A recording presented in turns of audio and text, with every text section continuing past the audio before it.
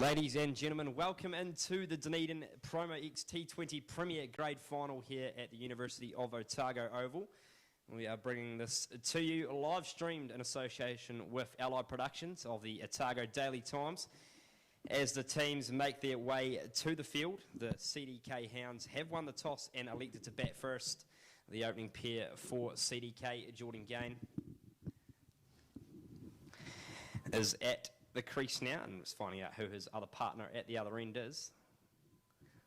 Number 9, Josh Finney, the Otago Vault, has come in. Big signing for today, Andrew Petrie, joining me live in commentary as well. G'day, Wheelsy. Great day, perfect weather for cricket. Yeah, very good weather for cricket. Dunedin has certainly turned it on today. The forecast wasn't looking too shabby, but the gods have come out and allowed us to play cricket. And the man with the new ball for the North East Valley Swans, number 10, Travis Mueller, the big South African, will be steaming into Jordan Gain. We'll run you through the team sheets at the end of this over. The good thing about cricket, Peaches, is a bit different to commentating rugby. You've got a bit more time on your hands. Yeah, plenty of time today.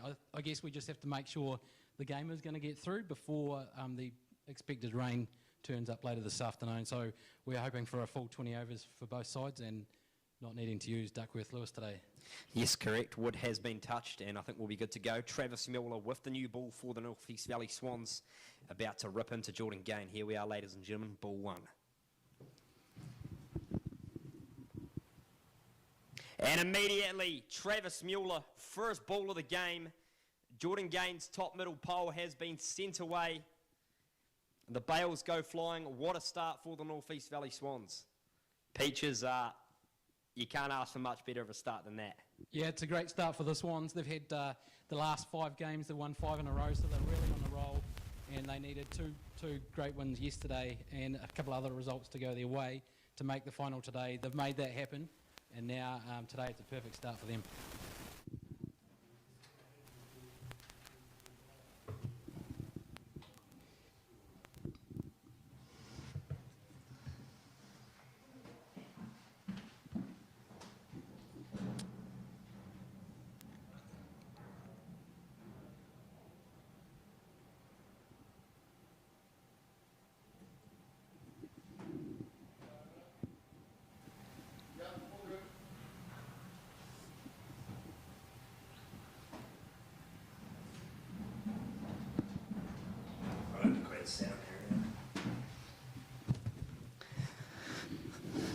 What a start for the North East Valley Swans. Travis Mueller, first ball of the game.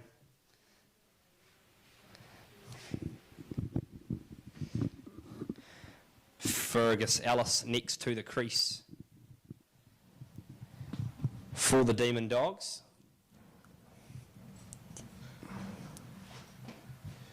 Streaming device, we can hear sound coming off it.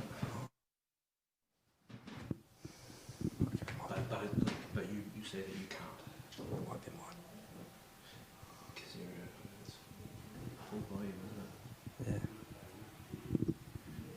Is anyone talking to be able to hear? Yeah. Just keep commentating. Yeah. We are recording separate to going live. Thanks very much. That's right. Yeah. Good start there by Fergus Ellis. Nice wee confident punch on the front foot, Peaches, and Travis Mueller is going to be a very tough weapon for the CDK Hounds to handle today. Yeah, I think they're going to need to put on a bit of a partnership here after a heavy loss to the Swans yesterday afternoon. I think they're going to need to get a bit of confidence back. They've had a fantastic start to the season, only having the 2 losses in the T20 phase. So they'll be needing to get a good partnership here.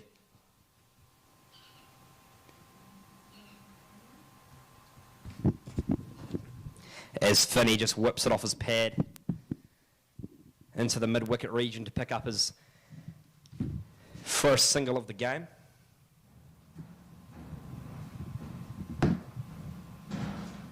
So we've tested a few streaming devices and we're getting audio off the YouTube stream. Oh, cool. Okay. Yeah. Maybe it's my phone. Thank you.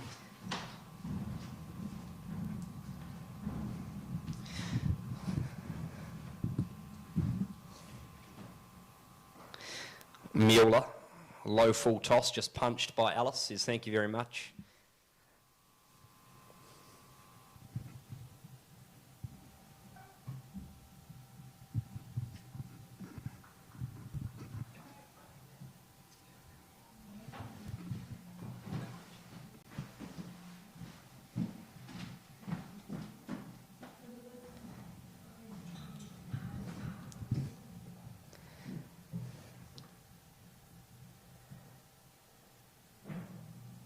Here comes Mueller now.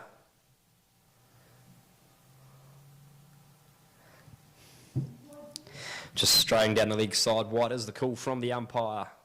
Logan Smart, obviously the two in the middle today, as we should mention. Neil Lowe, umpire number 1, assisted by Logan Smart.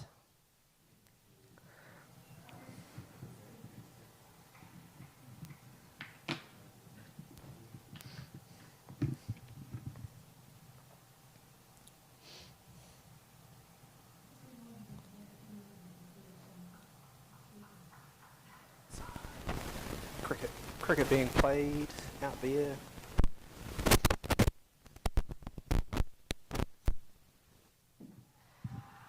Massive shout there from Mueller. Looked pretty close, looked very close. Not out, says the umpire. 1, 2, 2. Travis Mueller just asking the question, and I would be too. It looked quite close.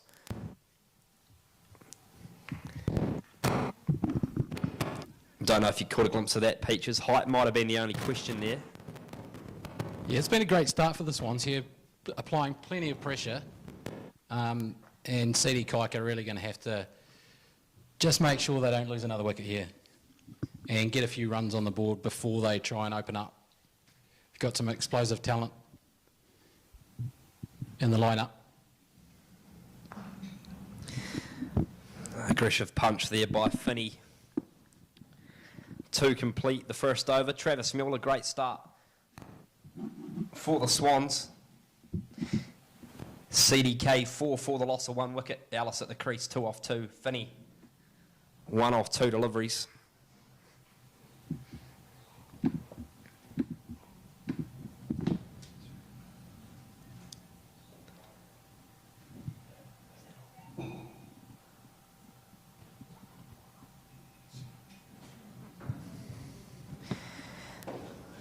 Captain Will Kindly for the North East Valley Swans has gone for an attacking option early on as well, bringing in young Blair Donaldson, the leg spinner for the Swans. I quite like this option, Peaches, encouraging the CDK batsmen to hit over the top still, both mid-on and mid-off up.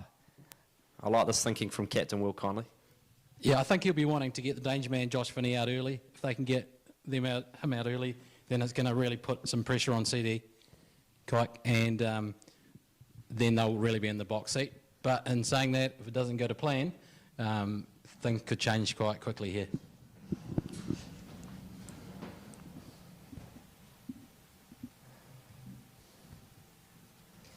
Here comes Donaldson now, first ball of the spell.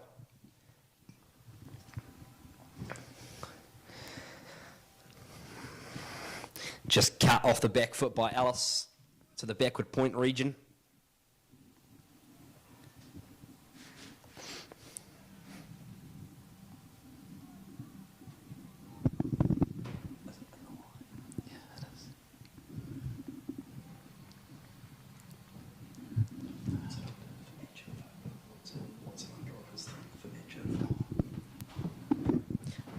Donaldson now, Josh Finney opens up the arms.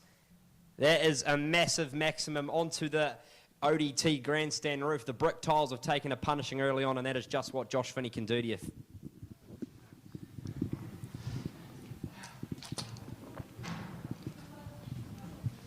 Donaldson flighting it up early on, which is probably a good idea. But Finney, right in his block hole, he will say yes, thank you to that.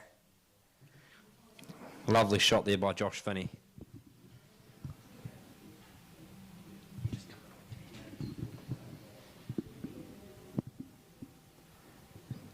A little bit of pressure back on Valley here. I think they'll be wanting to ensure there's no more boundaries in this over after that excellent first over.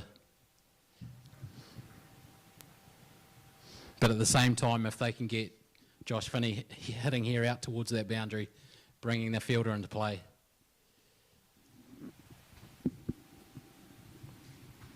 Donaldson. Finney sweeps, and it's another glorious shot. Deep backward square.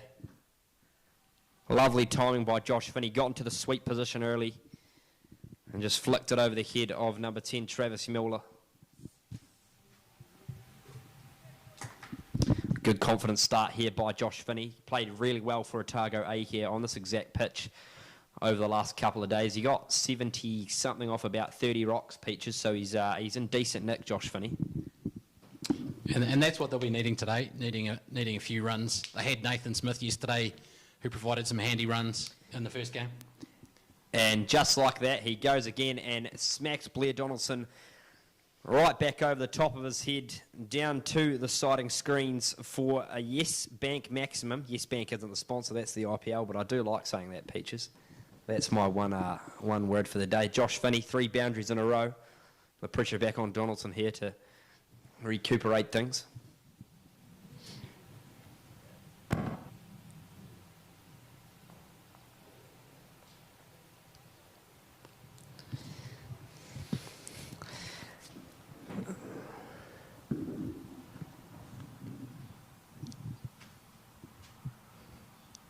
Great over here for CDK. They've brought the fight back, and now I think the Swans will be starting to feel a little bit of pressure back on themselves after that early wicket.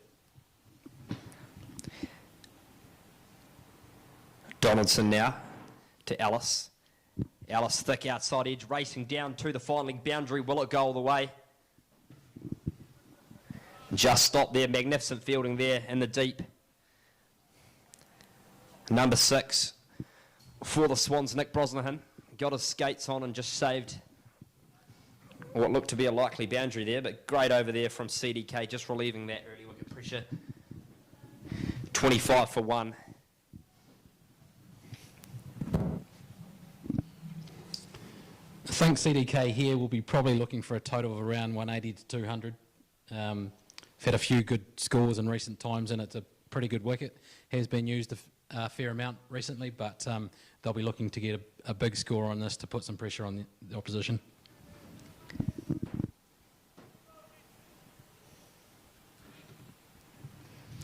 Mueller here with his second over. First over, very, very good. Only went for the 4 and picked up the wicket off the first ball, Jordan Gain. Here comes Mueller now from the media centre end. Into Ellis. Ellis. Just punching it off the back foot, guiding it down to third man.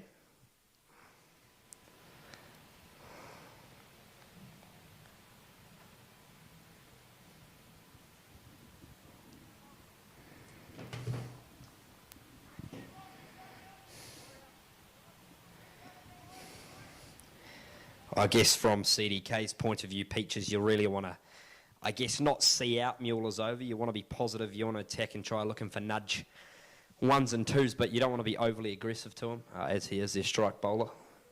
Mind you, Finney has faced him multiple times in the net, and here's Finney now off his pads. Flicked beautifully by Josh Finney onto the embankment. That is a shot of class. Great shot, and that's a great start from Josh Finney. If he sees out 10 or 15 overs, I think that North East Valley are going to really feel the pressure. They're going to be chasing a big total, so they'll be wanting to make sure they can get him out fairly early. And if he gets support around him, then it could be a whole lot of chasing ball. Correct as Mueller. Shoved in, it's full, and he's been given. Josh Finney has been given. Initial reactions from the commentary box was sliding down, and he's not too happy about it. That is a massive breakthrough for the North East Valley Swans. It was a big call, that, and the Swans really needed that wicket. It's a massive wicket for them.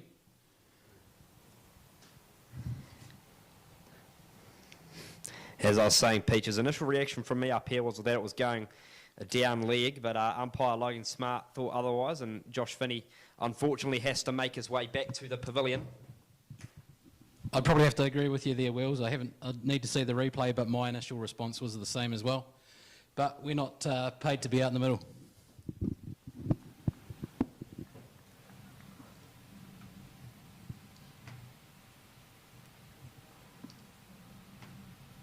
I really need that scorecard, eh?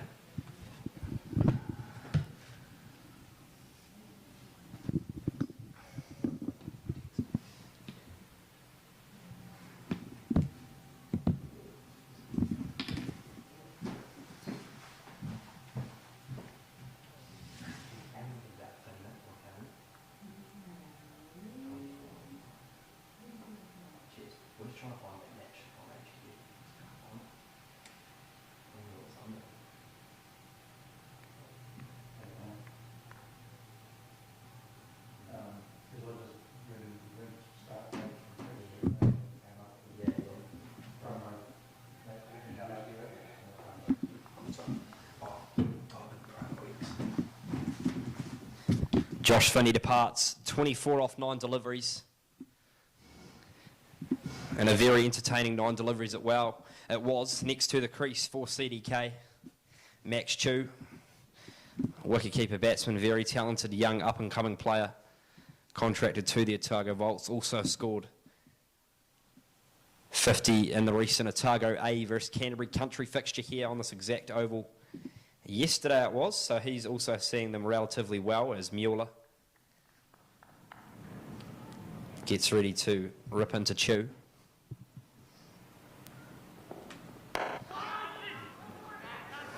Just pushed. Good looking shape there from Max Chu.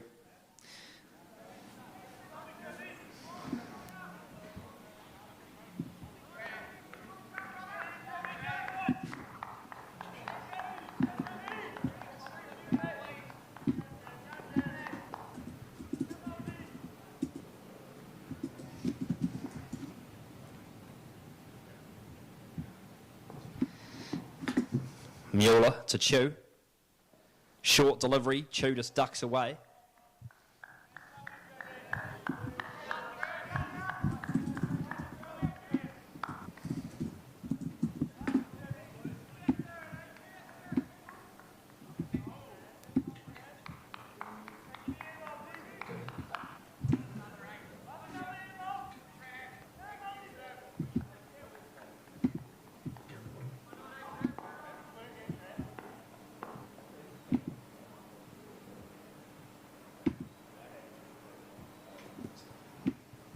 Mueller to Chu, short, punch for a single off the back foot by Chu to the backward point region.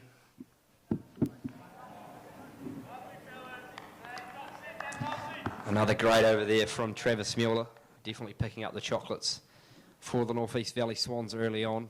The big wicket of Josh Finney.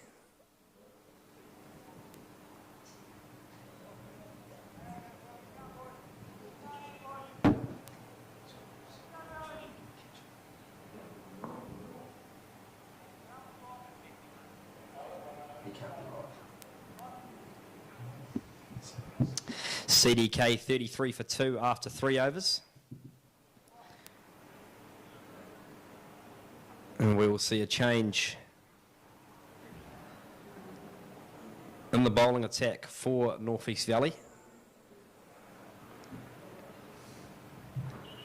Number 1, Matt Spicer, into the attack for the Swans. Has been a prominent bowler for North East Valley this year, number 3 in the wicket-taking charts for the Swans over all formats.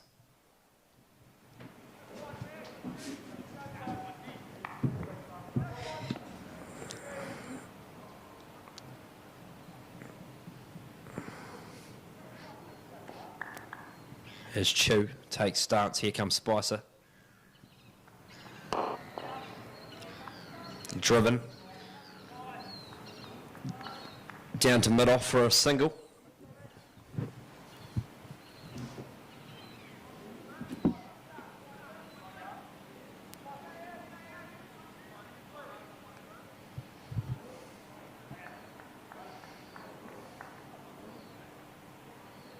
Here comes Spicer.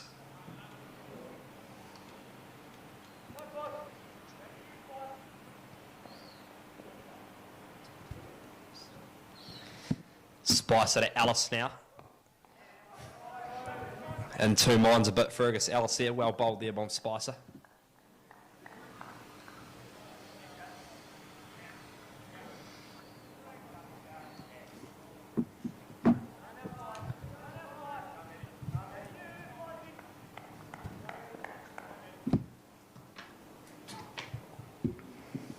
Spicer to Ellis. Ellis, big swing. Just goes past the outside edge and might race away for buys. If Mueller can just stop it from reaching the rope, and in fact he does. Quality athlete, well run there by Chew and Ellis to pick up 3. And buys was the call. Very tough for a keeper to stop those. Will kindly standing up to Matt Spicer.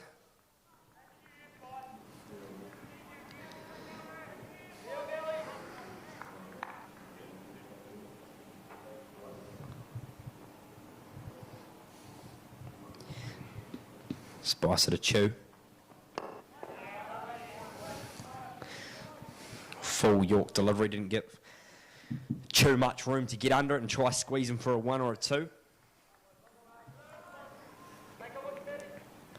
Good spell this from the Swans after the wicket of Finney. Certainly stopped the run flow.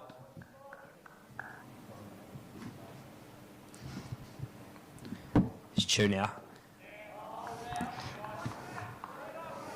Wide pitch delivery, but within the lines, says umpire Neil Lowe. Spicer off to a great start, just going for the 1 so far.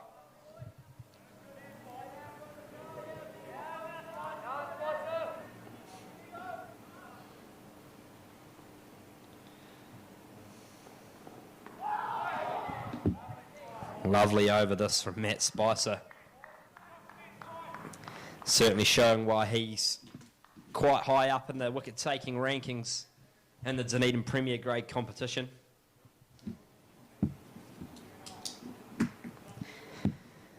As we now get the opportunity to run you through the team sheets for today's final. After a blockbuster start, I've got to catch my breath a wee bit. For CDK, Jordan Gain obviously departing early. Josh Finney just departing an over a go. LBW off the bowling of Travis Mueller. Number 1, Fergus Ellis. No number, Max Chew, wicketkeeper for today for CDK.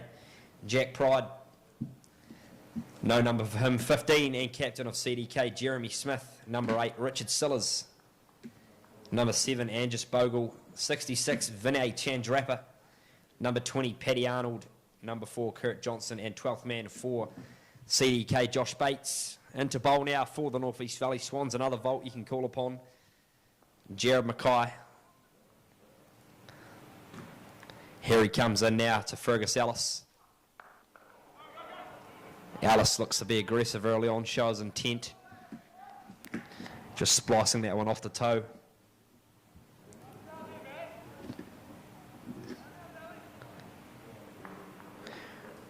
To Tom Griffin, it looks like in the hot spot area. Let's get confirmation on that. It's either Tom Griffin or Charlie Marsh.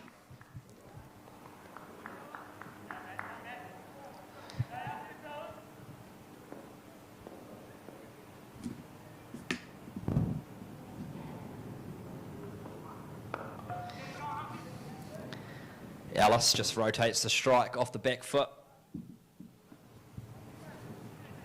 As we touched on in the pre-game chat, this is a very well-used wicket. Otago A have played Canterbury Country on here over the past few days, and the Volts and Sparks playing Wellington on the Thursday on this exact same strip, so it's very much a well-used wicket. Which is some of the thought process around Jeremy Smith's decision to bat first after winning the toss.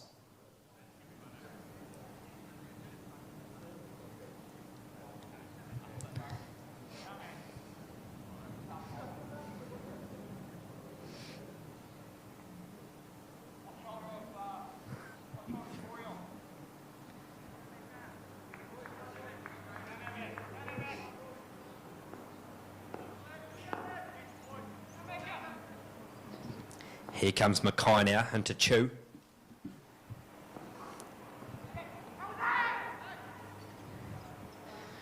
Short delivery again, Chew looking to get on top of it, but it just flies past the outside of the bat.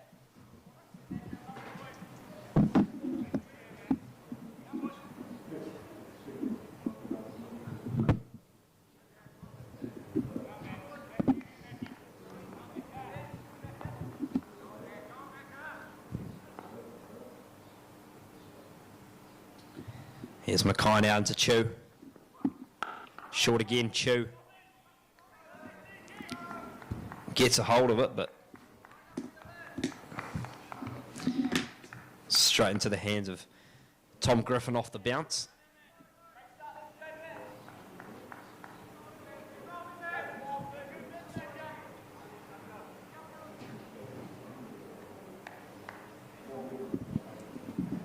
CDK 38 for 2. Here's Mackay now again into Chew. Driven again, lovely shot there by Max Chew. On the front foot, on the up. Doesn't quite go for 4. Blair Donaldson just stopping it before it crosses the boundary line.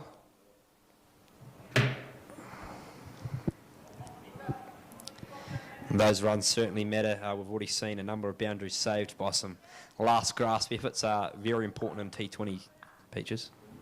Yeah, very important. Sorry about that, Wills. Let you commentate there for a little bit by yourself, just getting some of the scoring stuff sorted.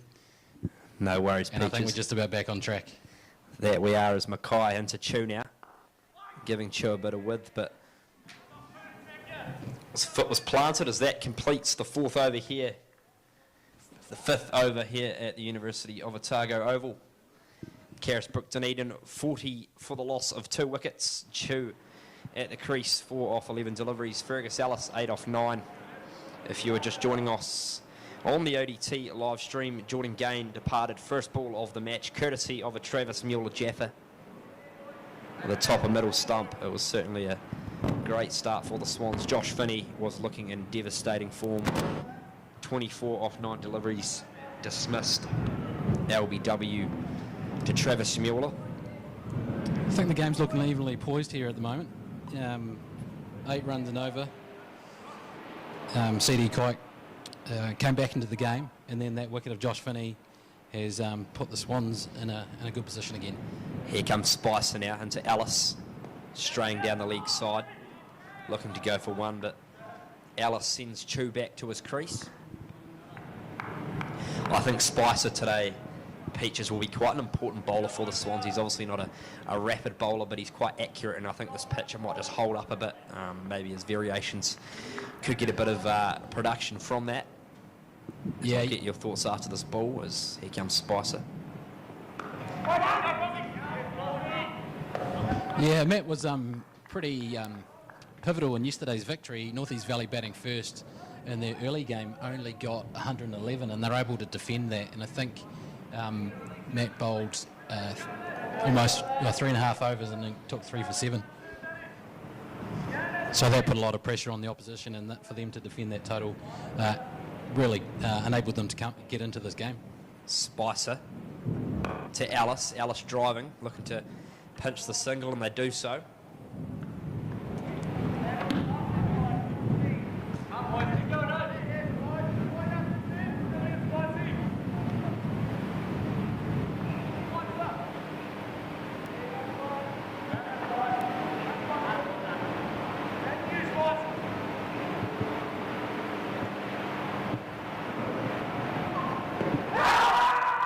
Loud shout by Spicer to Chew. And he's been run out, Max Chew. Great fielding there from North East Valley.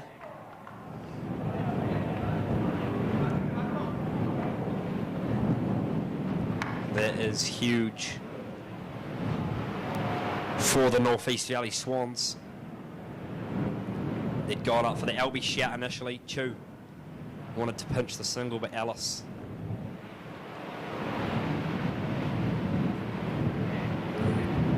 wasn't interested, as Chew unfortunately could not get back in time.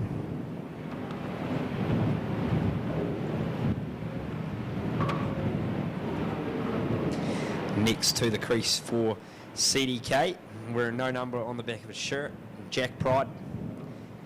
played him yesterday, Peaches. I was donning the colours for University Grange, and Pride looked in very good touch, so it'll be interesting to see how he can transform that form across 2 days. Nevertheless, that is... And on that note, Wells, how did you go yesterday? We'll leave that for the innings break, Peaches. There's not much to say, that's for sure. Wasn't pleasant. A duck and an 8. Didn't help the average whatsoever, but that's all right. Jack Pride, Matt Spicer. Very economical so far. 1.2 is what the Spice Man is going at.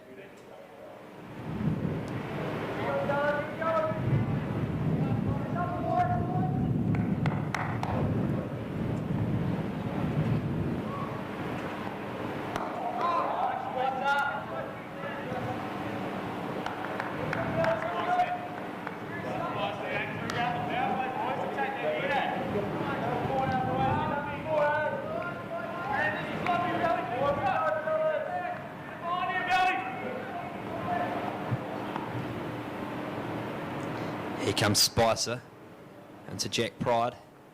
Full Pride. Just looking to find his feet early. Magnificent over again there by Matt Spicer. 2 overs, gone for 2 runs. Economy rate of 1. You can't ask for much more than that, Peaches. Yeah, a lot of pressure being placed by North East Valley now on CD Kite. You're going to need to up this run rate to ensure that they can get a reasonable total for a final.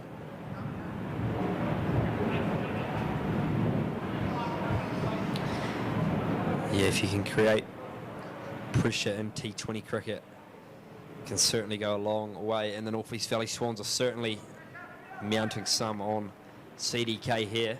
Jared Mackay gets ready to bowl the second over of the match from the media centre end, the big tall right arm pace bowler. And he comes now.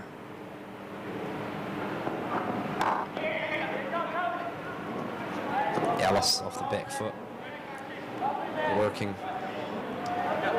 him into the offside region for a quick single.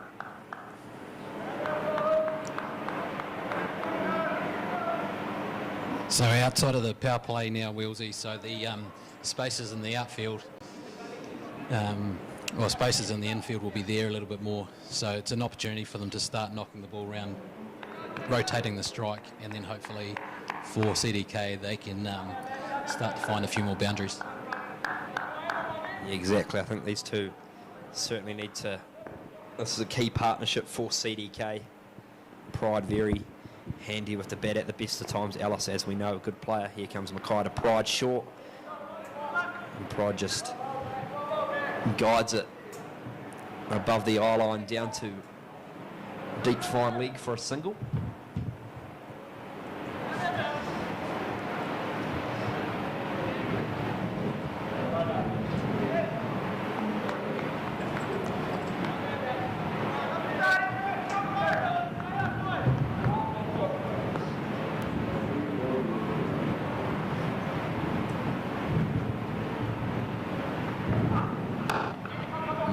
To Ellis, short.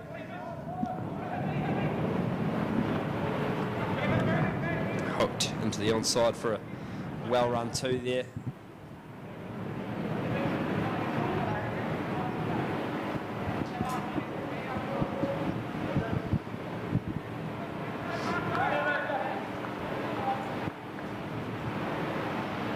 So what TD Kike are going to need, they're going to need to start getting a few more 2s here, putting pressure on the field.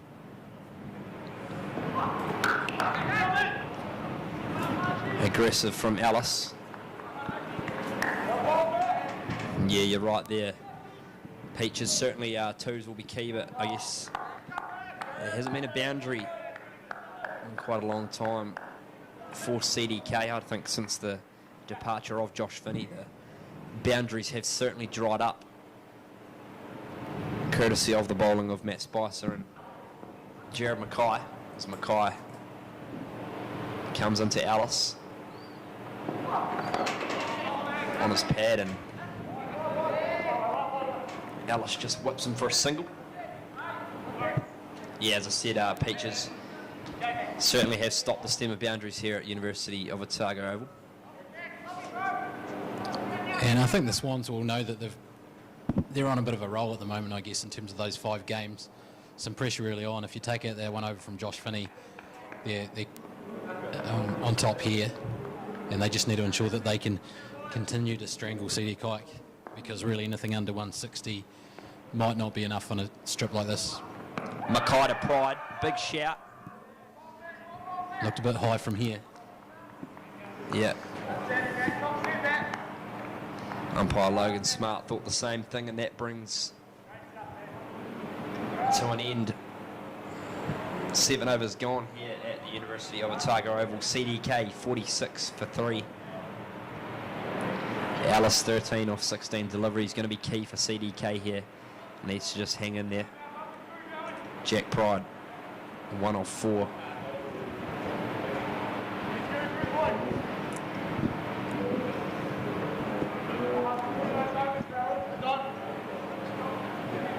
Blair Donaldson to return into the attack for North East Valley, the leg spinner. Got taken to by Josh Finney, but they've brought him back on in a pressurised situation.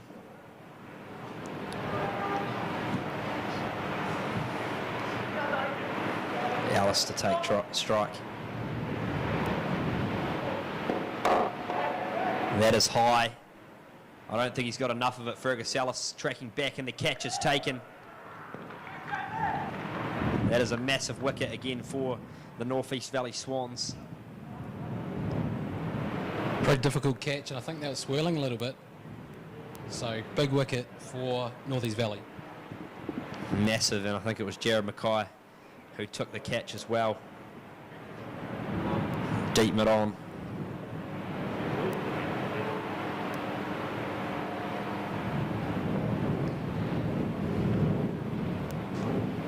CDK in a bit of spot of a bother early on. Alistair Parts 13 off 17 deliveries. Caught Mackay, bowled Donaldson.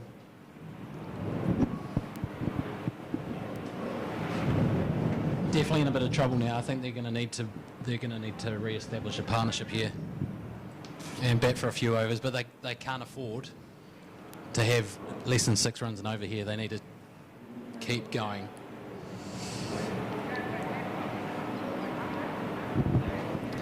Next to the crease for CDK, I believe this is Richard Sillers.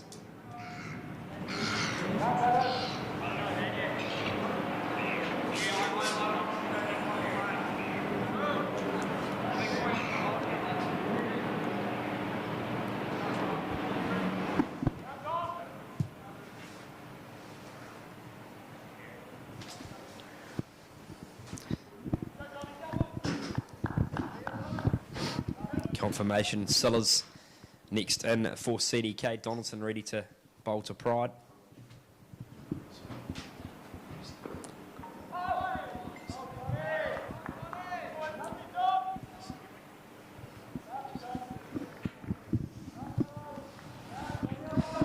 Just wide, and Jack Pride looking to slash it off the back foot. He does so this time and works it deep for a single. Just talking about that shot, Peaches. Didn't know if it was quite needed for CDK there when they're under a bit of pressure. I think if they could have just worked it for another oval, getting the ones getting the 1s and 2s, get their eye on a bit more. And then, unfortunately, Ellis thought otherwise and tried to clear the ropes. Yeah, I think he saw what Josh Finney did earlier and tried to repeat the dose. And Blair Donaldson picks up another wicket for the Swans. Sillers departs.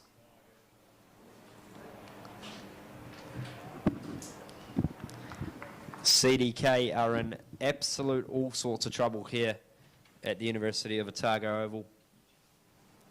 47 for 5. Good bowling there from Blair Donaldson. Caught Tom Griffin in the hotspot region.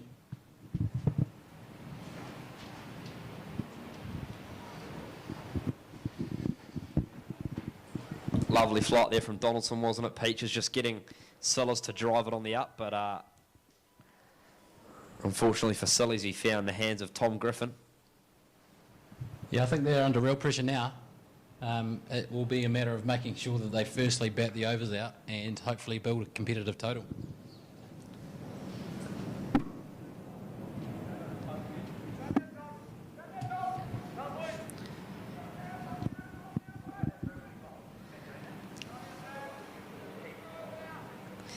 So right next to the crease for CDK looks like the skipper, number 15, Jeremy Smith. And if you're ever going to need a captain's knock, Andrew Petrie, I think now is the time. Yeah, well, I think you're right there. He's going to have to hang around here, Jeremy Smith, for probably the rest of this innings, or as much of the innings as possible. Angus Bogle and Chandrappa next in for CDK. They can certainly hold the willow, but Jeremy Smith, being one of the most experienced players in this lineup, played a lot of Hawke Cup cricket. They will rely on him to steady the ship, as they say. But unfortunately in T20 cricket you don't have a lot of time to do that, as Donaldson has got the ball on a string at the moment.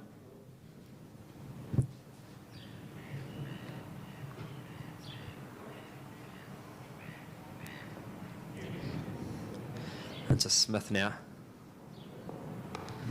Slashed away backward of point. Let's pick up a single off his first ball. If we have a quick look at North East Valley's run into this final, they've won 5 on the trot, played 10, won 5, lost 2. They certainly didn't start off well, but they are 5 games unbeaten. They are on hot form, and Donaldson again just gets cut away. Pride tries to pierce the gap. And Valley also had 3 abandoned games in those first few weeks. In fact, I think one of those games that was abandoned, they were bowled out for about 80.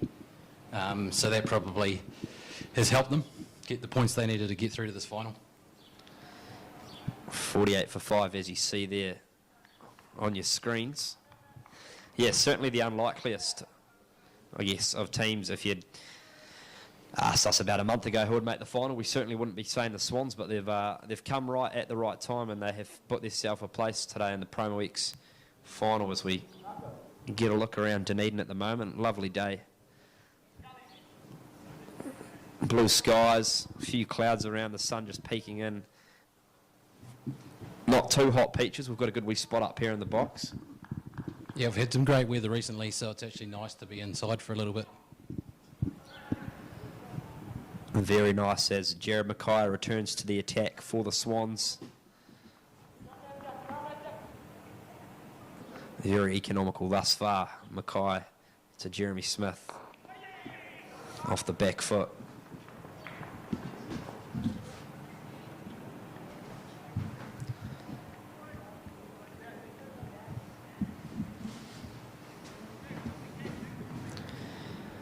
Yeah, Jared Mackay just going at 4s and over,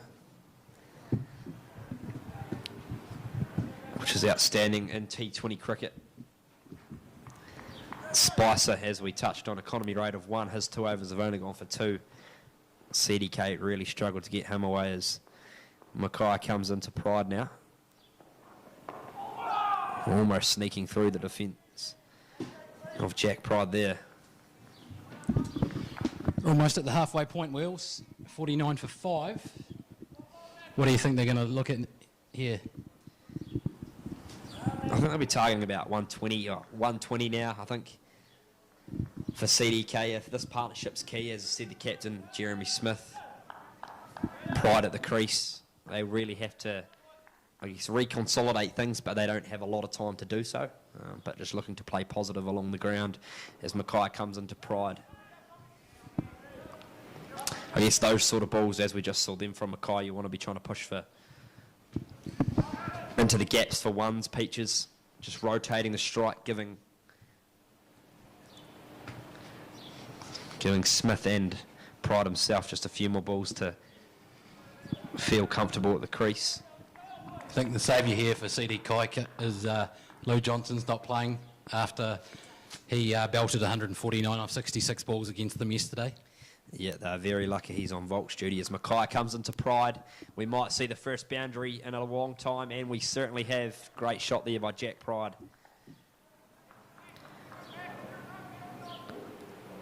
It was short from Jared Mackay and Pride.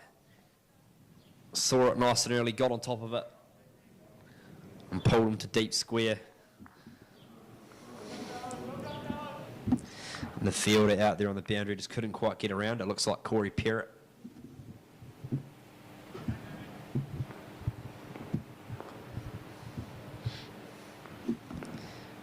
Mackay to Pride.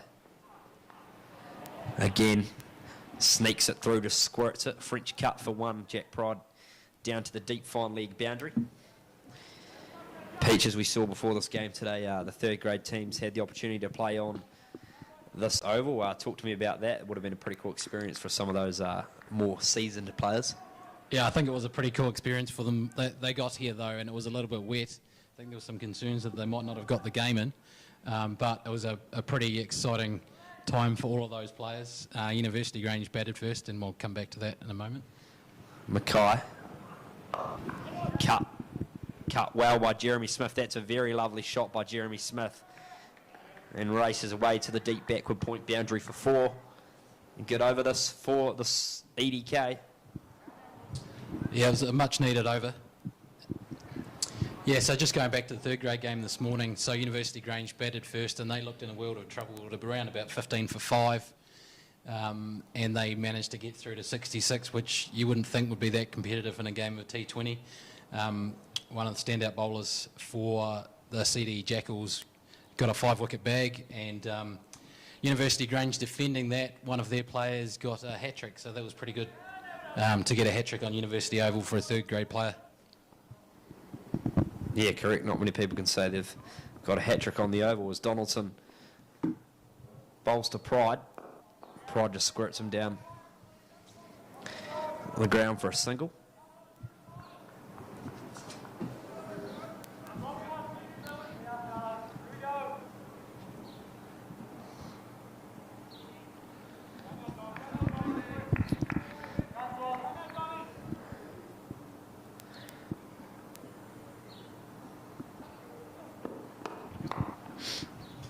Smith cuts. I really like this captaincy from Will Kindly. Peaches, obviously Donaldson got taken to a bit by Finney, who was seeing them very well, but Kindly still backed him to do the job. And he's come up with 2 crucial wickets for the Swans after his first over, as he comes in here to Pride. Cut again in the air. Just wide enough. And I think that's what he'd be looking for. I mean, this wicket has had a few days on it now, so it's probably going to turn a bit, so there's some opportunity there for a batsman to play some false shots against the spin.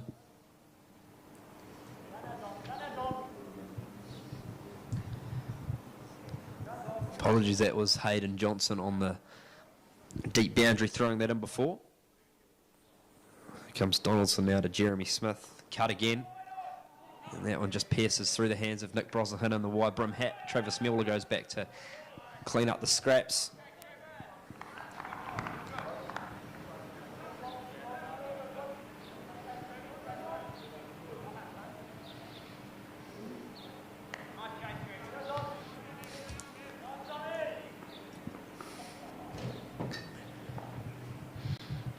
Donaldson to Pride. Slashed away.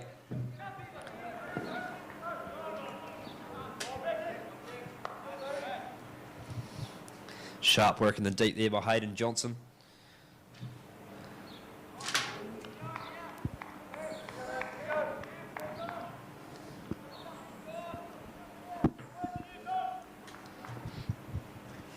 Comes Donaldson to Jeremy Smith, the skipper. Decides to leave one, and it's actually off the pads, and he could be run out here, and he has.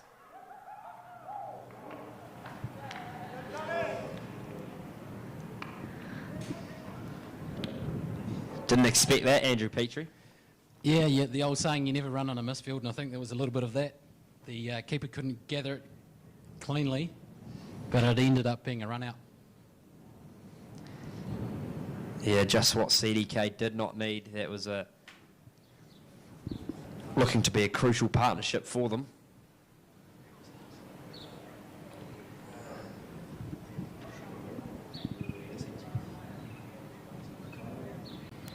Jeremy Smith, the skipper for CDK, departs. 8 off 6 deliveries.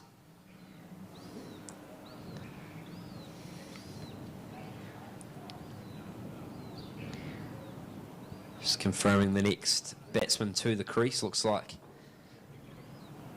number 7, Angus Bogle.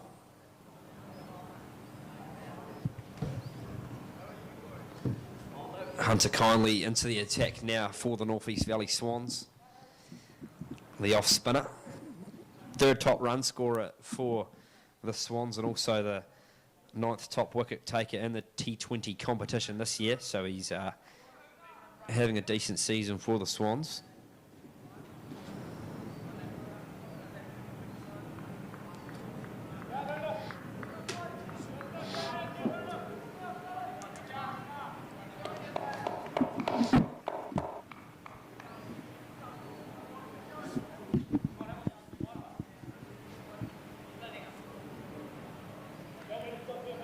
Halfway mark in the innings wheel, 63 for 6.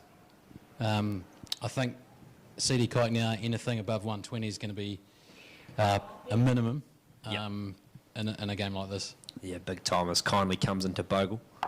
Sorry. Wants Bogle and he just pushes him down. The mid-off, Jeremy Mackay there for a single. Yeah, I think if these two can just try push through to 13 or 14 overs, just try take it as deep as they can.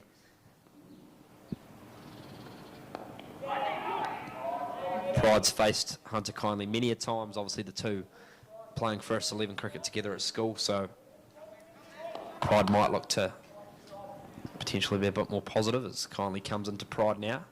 And he does indeed. That is a lovely shot from Jack Pride there. 4 runs.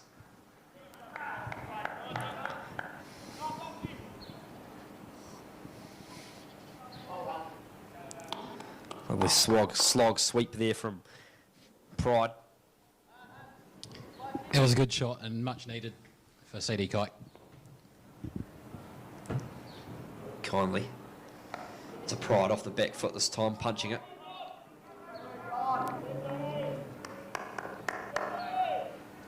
Great to see they're continuing to play positively. You could easily just try and noodle the ball around for ones, but I think they need the occasional boundary here. Yeah, two to three boundaries can certainly change, I guess, the flow, Peaches, even if you're under a lot of pressure. So it's good to see Pride there still playing positively as Kindly to Bogle defends off the back foot.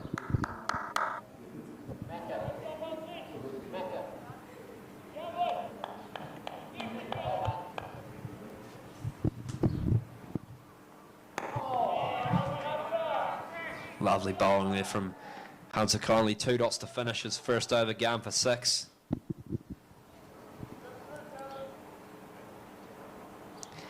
I think Jack Pride holds the key now for CDK, Peaches. 15 off 17, you could say, in T20 cricket. You're well and truly set there.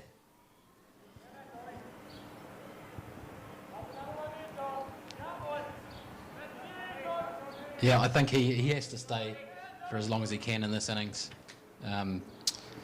In the games they've had to date, they've got some reasonable scores that they've been able to defend.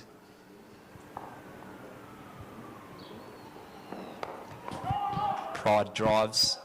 Brosnahan quick on the ball there, not leaving them pinch a single.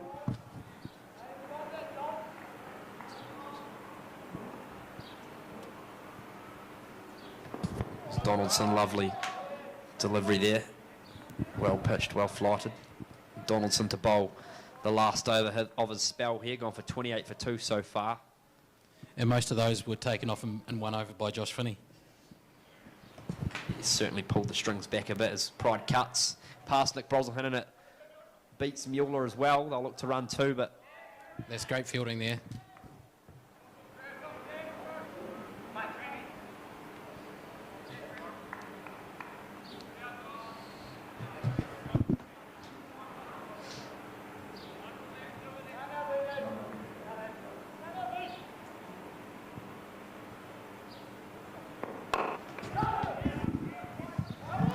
Bogle drives him down the ground for 1. 71 for 6, 11.4 gone.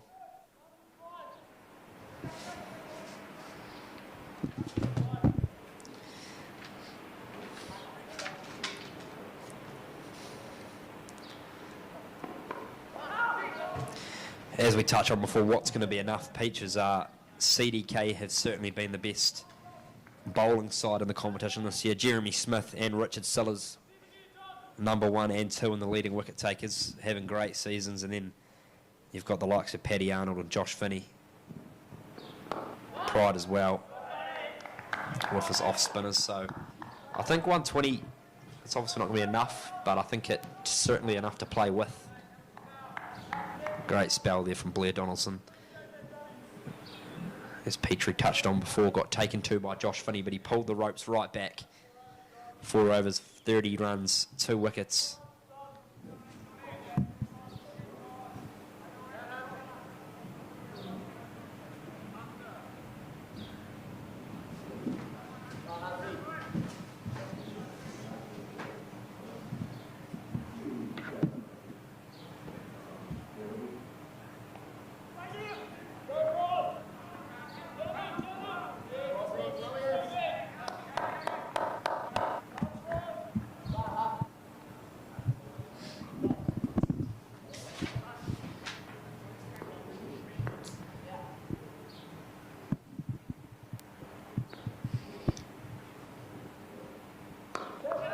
Pride aggressive again. Dropping short of Travis Mueller out on the boundary. It's thirsty work up here, Wills. Well, you've got your, it looks like a 2-litre pitcher of water there, Peach. I don't know where you found that, but I'll certainly look to invest in one of those at the end of the day's play. As kindly comes into Bogle. That one just skidding on. Luckily, there's a little bit of a breeze coming into the back of commentary box here, but it's still pretty warm. Good bowling here from Kindly.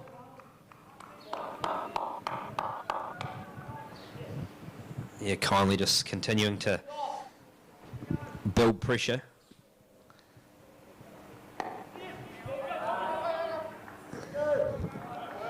Bogle that time works him away for a single. As always, I've got to thank the sponsors, Peaches, thanks to Night and Day and Promo X for their support of this year's competition, the Allied Productions, the Otago Daily Times for the live stream coverage of today's T20 final. It's, I think, the first time we've had this T20 final live streamed with commentary, Peaches, so it's a great honour to be able to sit up here and call some club cricket, which is, yeah, as I said, hasn't been done before.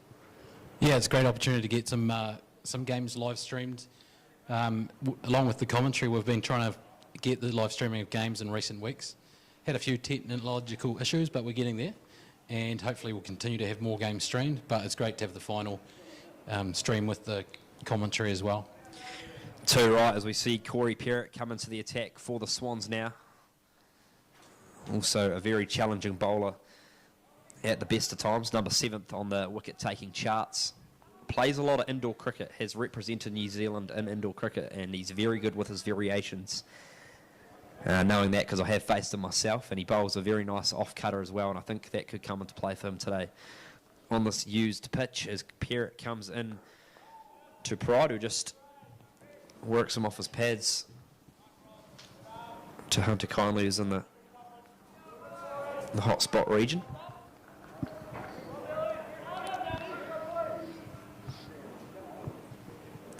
Here comes Perrott now into Pride.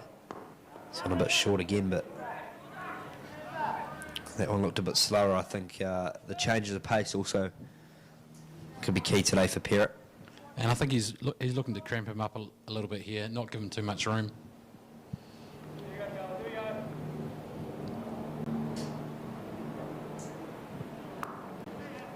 That's very, very nice shot there from Jack Pride.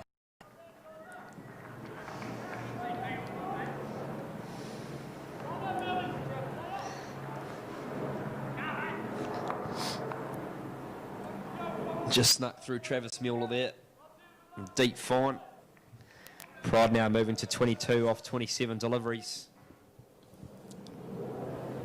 And the projected score we've got at the moment is 122. We'll take that. I think the CDK certainly would, as Pride again beats Hunter kindly and works it away for one, looking very good. With a strike rotation, Jack Pride.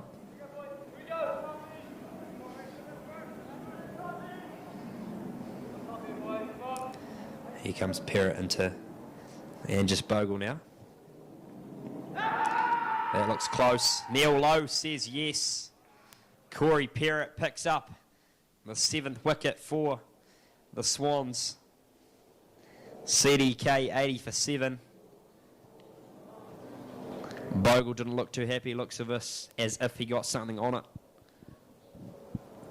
But Neil Lowe disagreed and sent. I think most batsmen do, don't they, Wills? Yeah, correct. Yep, most batsmen certainly do disagree with an umpire's decision. I've certainly been courtesy of that on multiple occasions. Peaches, but you just got to put the head down and unfortunately walk back to the sheds. But again, just when CDK look to get things going, the Swans just pull it back and pick up a wicket. They can't seem to consistently pick up, 3 overs without losing a wicket. They're just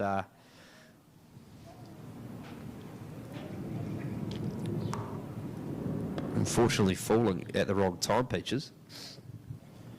Yeah, exactly. Just when they're in a spot where they can probably start to open up a little bit more, they lose that wicket, and that just puts the pressure back on, and they have to start again.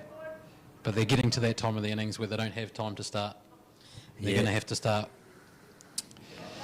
really having a go, but there aren't too many wickets in hand. Vinay Chandrappa next to the crease for CDK, number 66. Corey Parrott, full toss, and Chandrappa can't quite make use of that from Parrott. Yeah, I think they've got to, Pride's got to keep attacking kindly here, I think. He certainly holds the key for CDK now. Yeah, definitely 23 off 28 balls.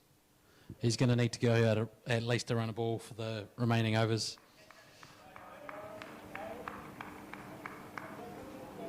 I think really they'll be looking to try and get 130, which is around about 8 runs and over for the remaining 6.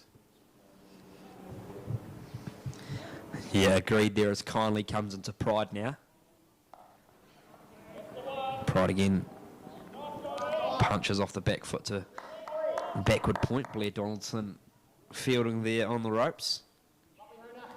Or 5 off.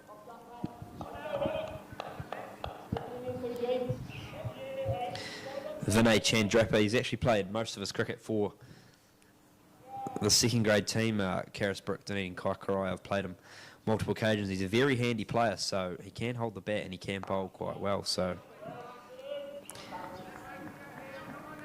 on the back of some good performances, he has been moved up to Premier grade cricket. So we'll be interested to see how he goes today, as he looks to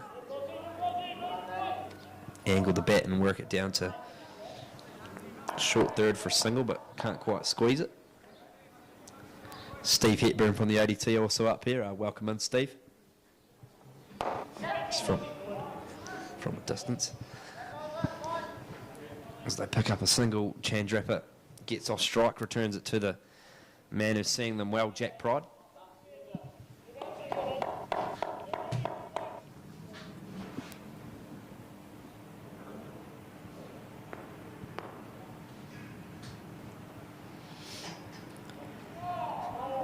Pride looking to sweep kindly there.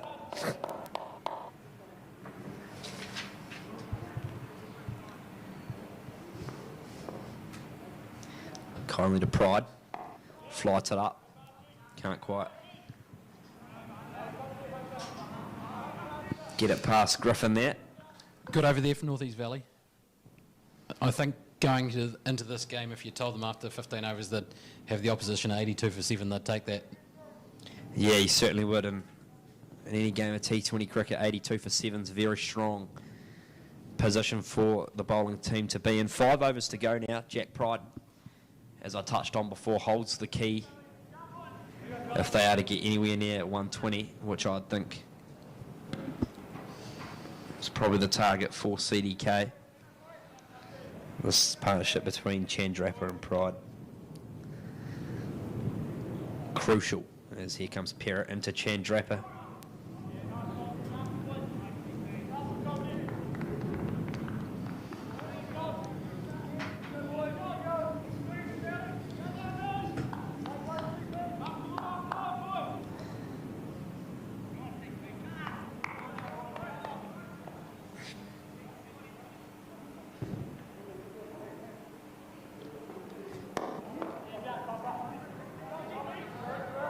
Interesting. Thought they could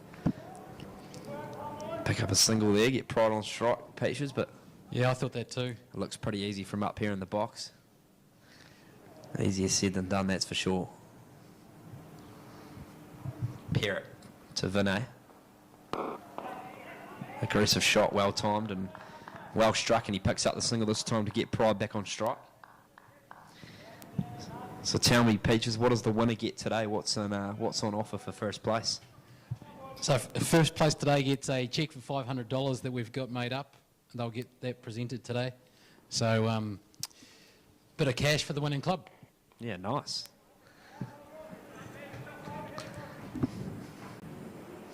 Can't complain with money, is it? Peaches seems to be one of the best prizes you can get. I'm sure the club will spend that wisely, maybe on celebrations or upgrades of club facilities, as Parrott pushes it into Chandrappa's legs, who just flicks it down to fine leg for a single.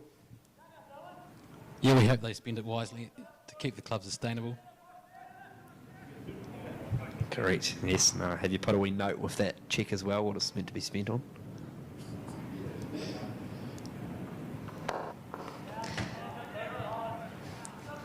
Parrott to Pride, just defending again. This is lovely stuff from Corey Parrott.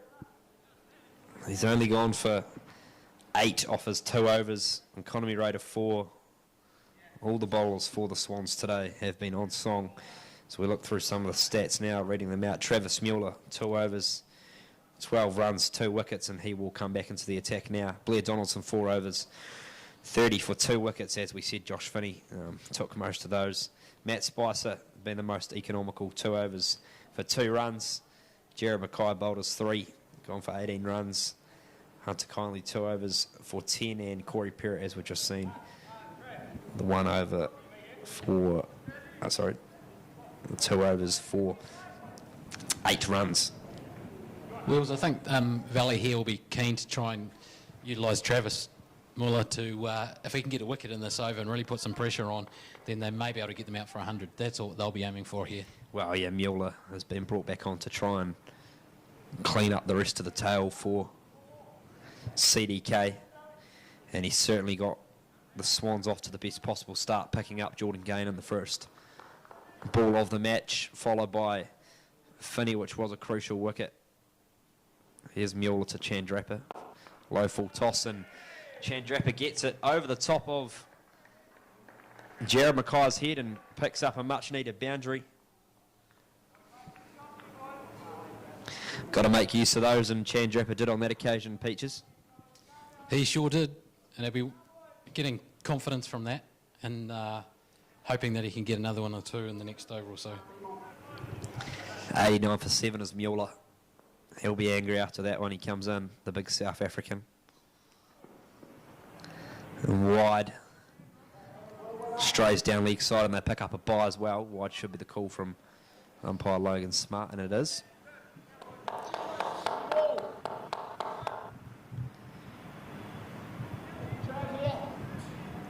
Much needed runs here for CDK.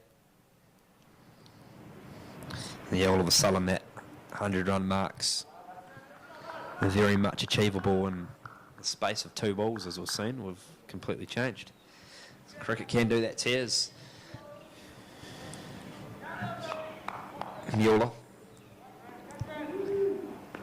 And now to Jack Pride, 25 off 33 delivery has been the linchpin for the Demon Dogs thus far. Short and Pride manages to pinch one on the arm of Hunter Kindly.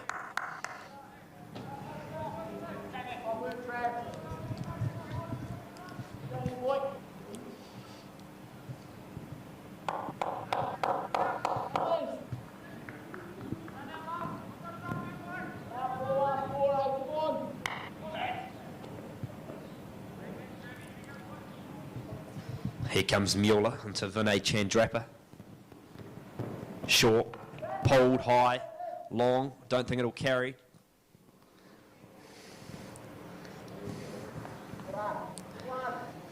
But they pick up one. Important. Get Pride back on strike.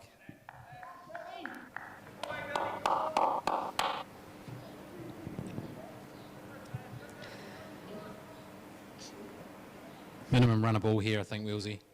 At least one. Yep, key. And it's not just about the total, it's about taking some confidence into the field, isn't it? Very much so, as Mueller looks to destroy that confidence, and here's Pride. Slower ball, outside off, very well bowled there by Travis Mueller. I think the key for CDK is obviously batting first. They'll know what the pitch is like now. They've got some very handy bowlers in the form of Kurt Johnston, Paddy Arnold, obviously Jeremy Smith, the leading wicket taker in the competition. But I think Josh Finney, as he was off the bat, is going to be very key with the ball today as well on the strip. Chandrappa is also handy as well with his sort of medium-paced outswingers. His Pride gets Mueller away. And cover region for a single.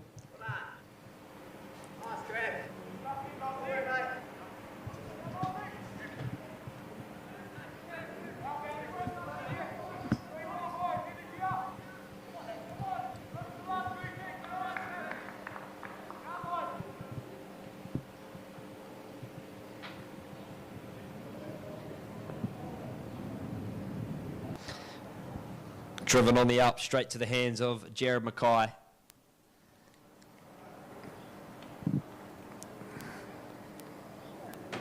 Probably the right idea from Chandrappa there, Peaches, but just couldn't quite get enough to get over the top of Jared Mackay's head. I think the confidence in that four on the first ball of the over probably made him think that it was not too difficult to try again.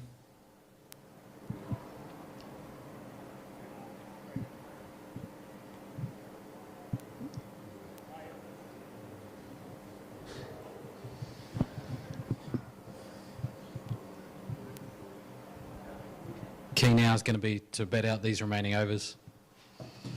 Yep, 3 overs to go, 94 for 8.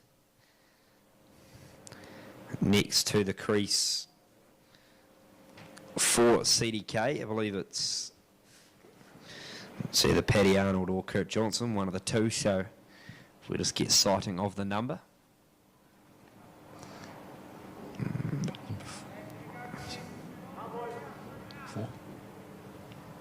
Kurt Johnston, and at number 10 for CDK. Unsure of his batting abilities. I've never seen him bat, Peaches. You might know some inside information on that for me. No, I have to look that one up, Willsey. On to Mr. Google to do the job as Parrott comes into Pride. Short, pulled, hard. They run quick. No, they won't be able to pick up 2 on the armour. Blair Donaldson.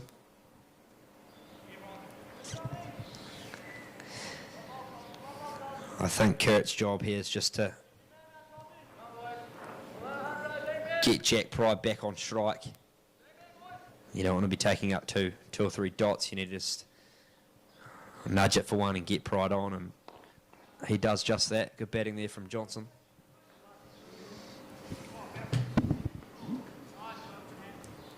And that's all he really needs to do, isn't it? Just rotate the strike there. Yes, very much so. As Pride, I think, will look to attack Parrott here.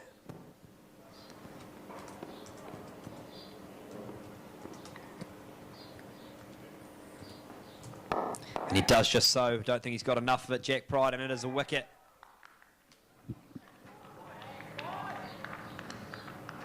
And the big one of Jack Pride. 28 off 38 deliveries.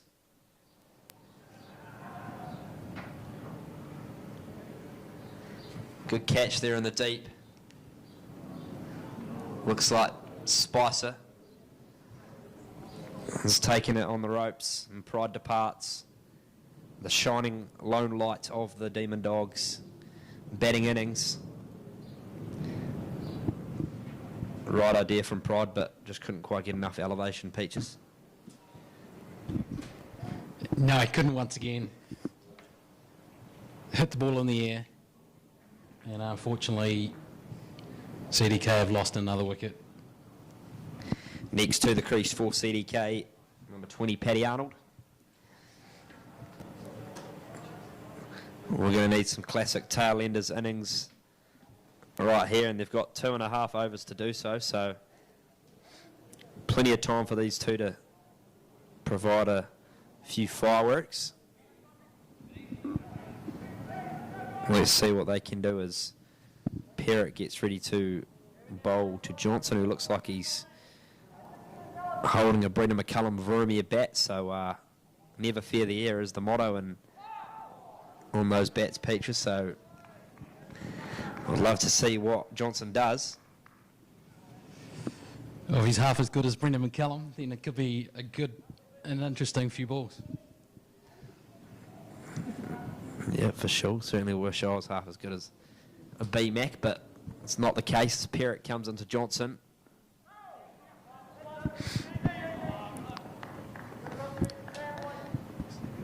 Whips it for one leg by. But valuable runs nonetheless. I think the goal now, Peaches 120 probably out of sight. Just look to get the 110 mark. Get over 100. I think they'll still be looking to get that 120 if they can bat the overs, but they're really going to have to go for it, but at the same time not lose a wicket. Correct. That's another lovely over from Corey Parrott. His 3 overs just going for 10. The 2 runs off that over. He's picked up the 2 wickets. Mueller to continue to look to wrap up the CDK batting innings. Economy rate of 7. He's bowled outstanding today.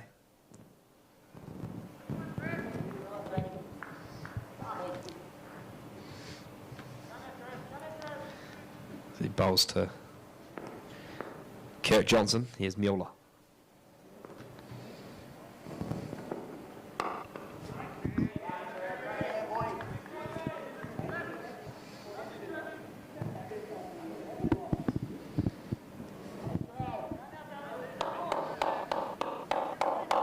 So Willsy, looking at those stats of Kurt Johnston while I'm scoring at the same time, he's got an average of 2 in his six games this season in T20 at a strike rate of 44.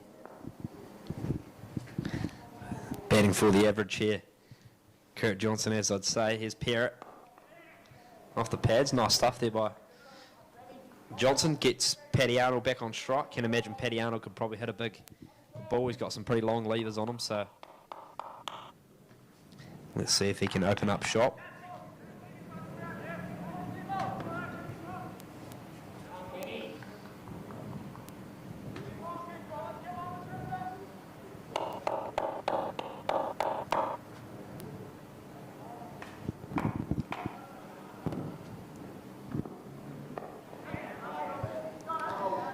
Arnold gets one, they'll take it.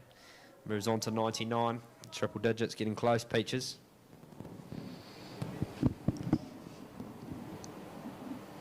Yeah, getting across that psychological barrier of 100's a start, but they'll still be very disappointed with this innings. 1.3 remaining in the first innings. Mueller looking to pick up a 4-wicket bag for the day. Comes into Kurt Johnston. Again, Johnston looking to nudge at one, and that's the 100 up for the Demon Dogs. It's a funny score, 100 runs. You never know what can happen. Cricket's a funny game, Peaches. Yeah, we already saw a hat-trick this morning, and I think CDK are going to need something like that this afternoon. Definitely so. Early wickets is going to be key. 2 balls remaining in Mueller's spell here. 24 runs off him. 6.55 the economy rate as he comes in here. Arnold on strike, driven. Sends Johnston back. Gave Tom Griffin a free shot at the stumps, but couldn't quite reap the rewards. Some of those clouds are gathering around there, Willsey. No, what are you talking about, Peach? It looks fine, mate. Play on. Don't start getting these thoughts into the public's heads. The weather will stay away. No, we're not due for any rain till about 4 o'clock, which is why the game was brought forward a little bit. Lovely to hear. Here's Mueller to Arnold. That'll be a single. Could be more if they run hard. And they do. They work for 2. Lovely running there from Paddy Arnold and Kurt Johnston.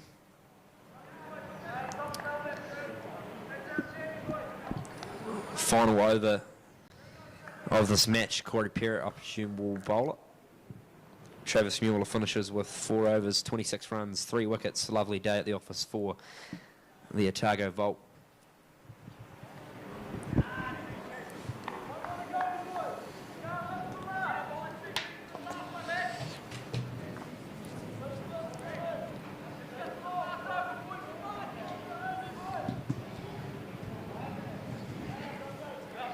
I think the Swans are going to be delighted going to the sheds at the for the innings break.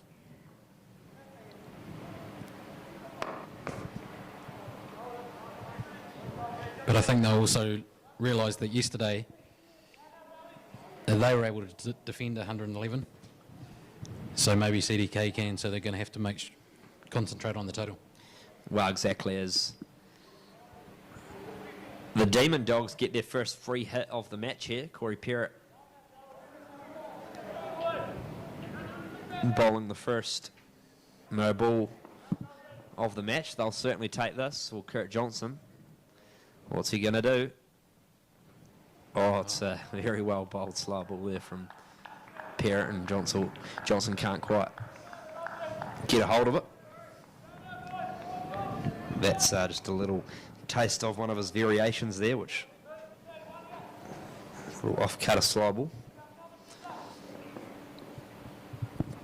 103 for 9, 5 balls to go in the first innings. Johnston whips him. They'll run hard. They could pick up 2. Mueller's arm. And they do good running here. It's good running.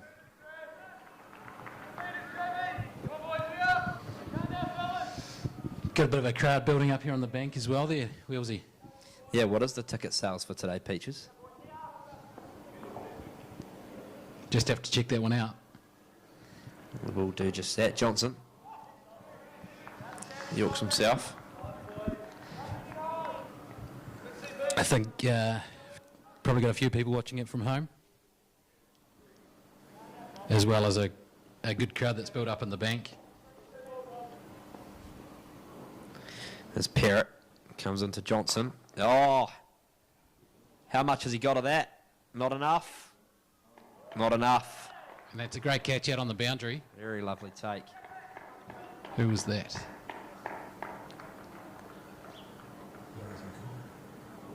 Jared Mackay with his third catch of the match rather for Jared Mackay. Lovely take there on the boundary.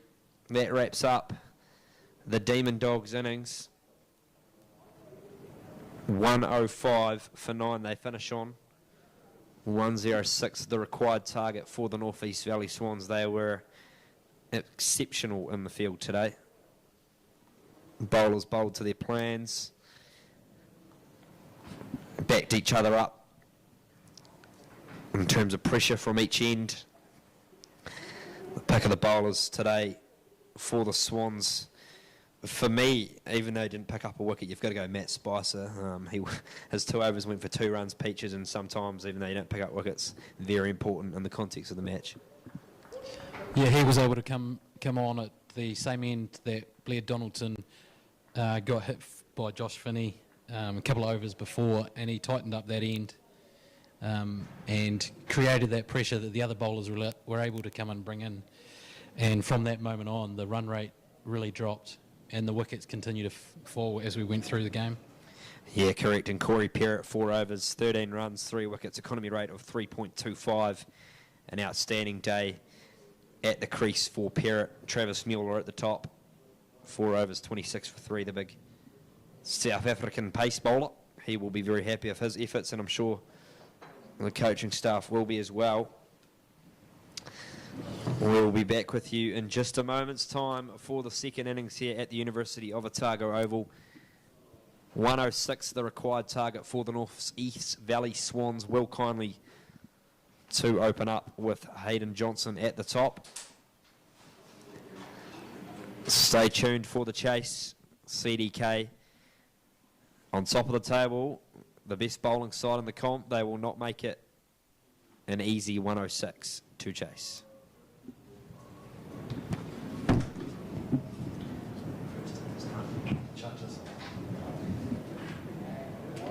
How are you, Steve? Right? How are you? All good? Yeah, good, man. He is actually, Well, I suppose it's school holidays. Happy New Year. How's it going? yeah. Is there, what's the scoreboard song?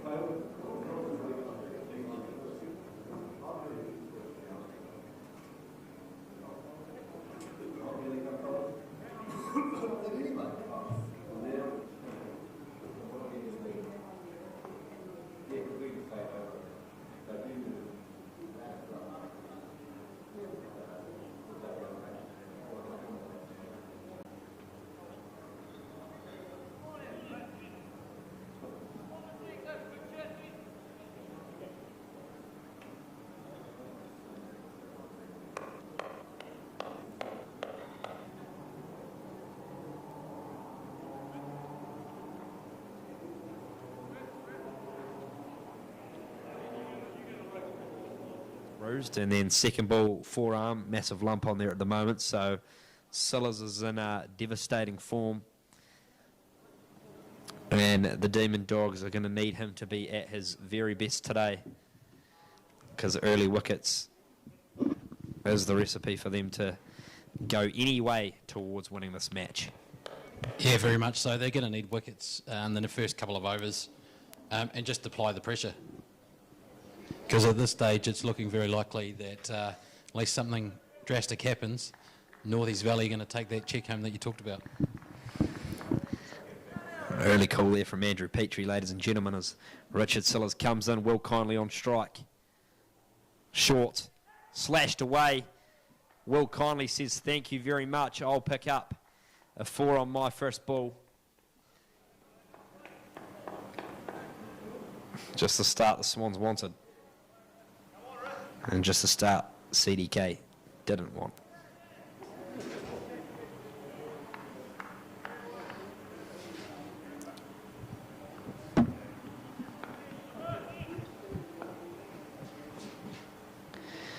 Here comes Sillars. He'll flush that first ball. Full. Kindly.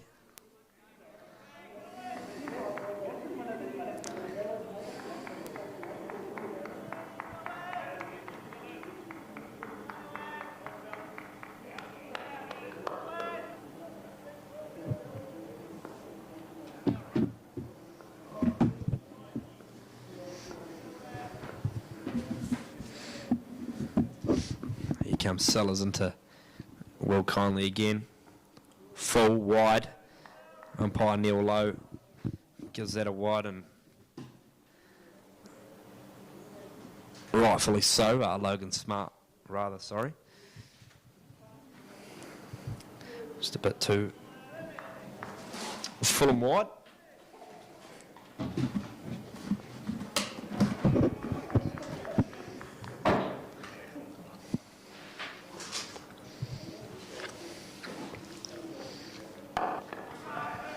It's better bowling there from Sillars. A couple of wide ones early on. He's got to get on the money here. Just touching on, I was just talking in the innings break, Peaches, the first rule of commentary is the co-commentator must provide snacks for the lead commentator, Steve Hepburn, obviously in agreement down there. Haven't seen anything put in front of my face, so I've supplied myself with some lollies, and you'll be having none of them, Peaches. Thanks a lot, Will. Obviously new to this game. Will Kindly seeing them very well early on, and pulls Richard Sillars deep for another 4.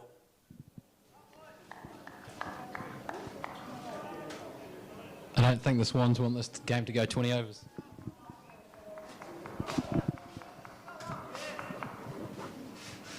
Thanks very much, Wills, opening the lolly jar for me. Got to keep you energised, Peaches, as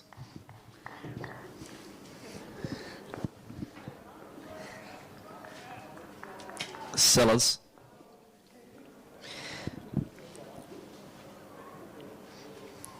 These last 2 balls are key for his confidence. Refind his lengths.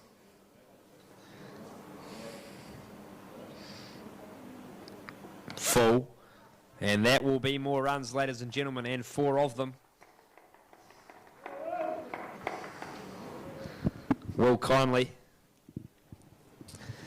has got the Swans off to a flyer. 13 without loss.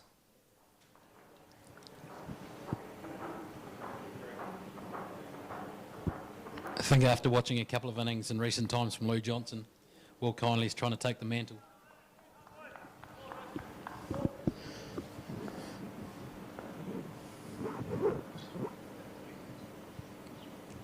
Sillars. Full. Much better from Sillars. First over complete here in the Swans batting innings. 13 without loss. 12 off 6. Will Kindly, great start. The skipper.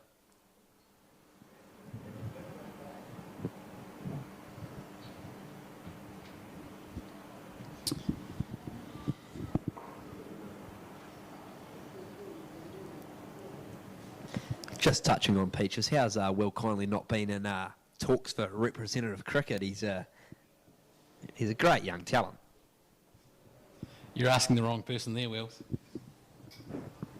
A good try. Nah, just stitching up one of your fellow co-workers is Josh Finney. As I touched on earlier in the commentary, he will be key for the Demon Dogs today with the ball, as he was with the bat, very destructive. He fell to what I thought was a pretty unlucky dismissal. Looked to be sliding down leg, so he... But that is cricket, as Finney can play a part with the ball now.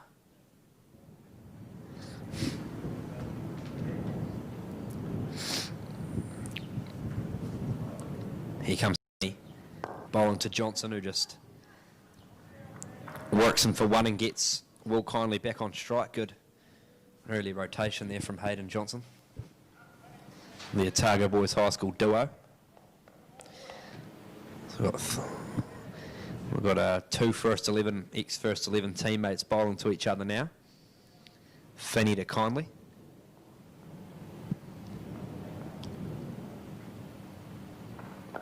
Sweeps, Kindly. This boy's seeing them well very, very nicely early on. Just got his line wrong there, Finney, and Kindly just helped it on its way down fine leg. Lovely sweep.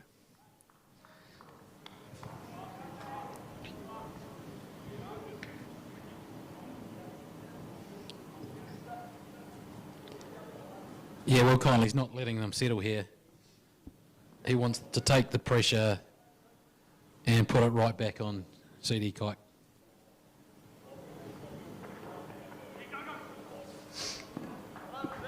And works it for one. I guess, Peaches, there's two ways you can go about it when you're chasing 106. You can either, I guess, shut up shop and just work it for ones and twos, not look to be as aggressive, or you can take it hard early on and really look to put the game to bed early, and I think that's what Kindly is looking to do. Is Johnston again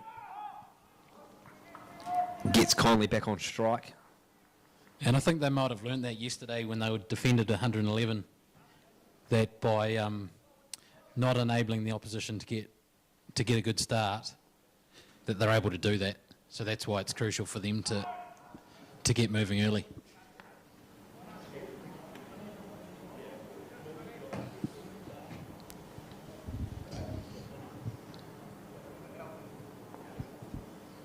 Finney to Kindly. Almost sneaks past Will Kindly. 2 overs gone, 20 without loss, going at 10's the Swans. Very easy early on.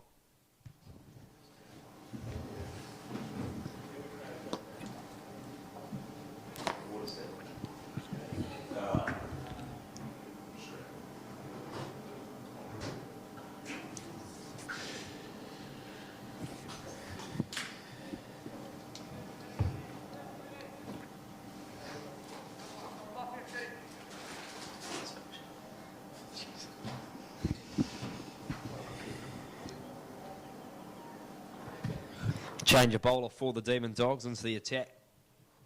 Number 4, Kurt Johnston.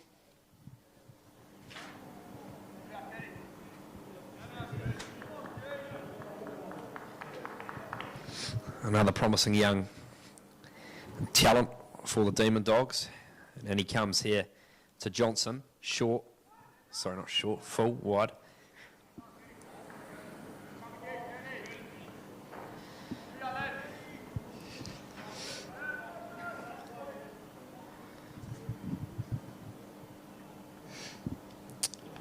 So I see you've got a good supply of lollies and chocolate and drinks there, Willsy. Can you talk us through good commentary preparation?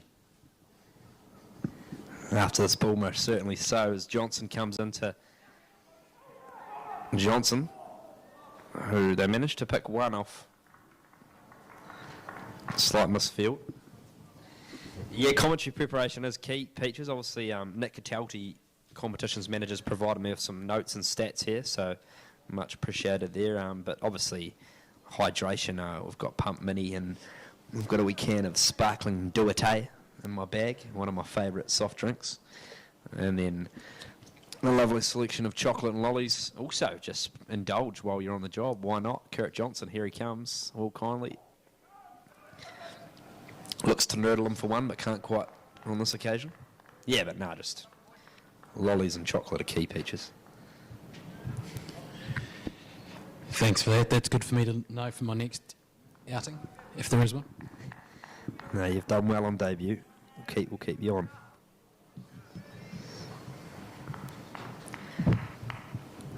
So we see some shots of the crowd here at the University of Otago Oval. A few people on the embankment enjoying some Sunday Arvo cricket.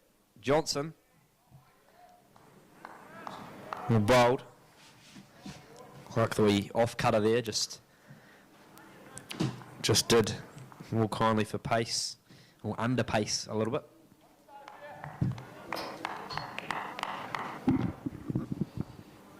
Kurt Johnston's put it back in this over, and that's what CD Kike needed.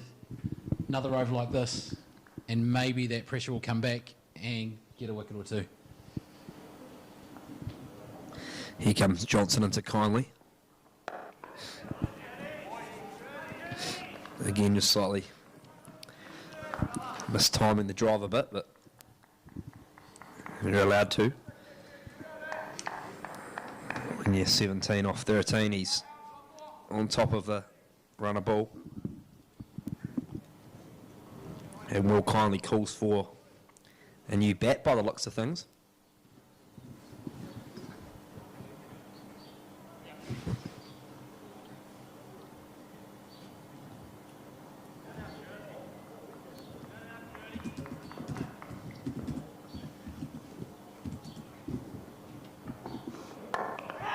High, Johnson, this could be the first one for the Dogs, and it is. And he's pumped about it. Big fist bump from Kurt Johnson. He's up for this. Will kindly, the skipper, goes.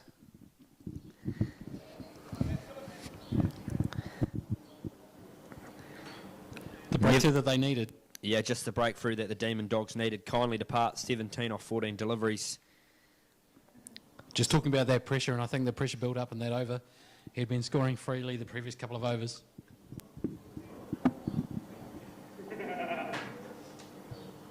Caught by Fergus Ellis. The skipper got them off to a good start, though, did kindly. 21 for 1 after 3. Next to the crease. For CDK. Looks like one kindly trades for another kindly. It's either Hunter Kindly or Charlie Marsh. We'll just confirm the number for you in a moment's time. And it is Hunter Kindly. So Will Kindly departs and Hunter Kindly enters.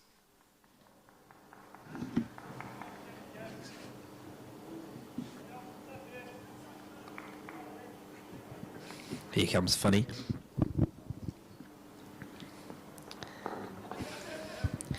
Kindly just works him off his pads for a single.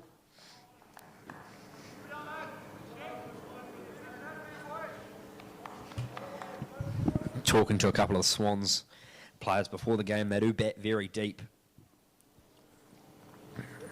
Right down to 10-11. They've certainly got lads who can hold the willow. Mackay and Mueller, they'll be down the tail end, but they can certainly hold a bat as Finney. Bolster Johnson, who looks to aggressively charge, but just squirts it under for a single.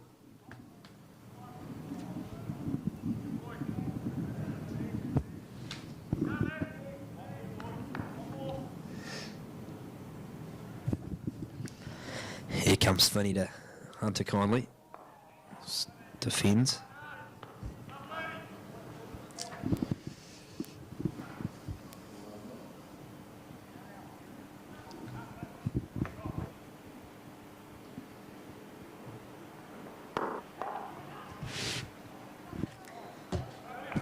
Good rotation there by Hunter Kindly.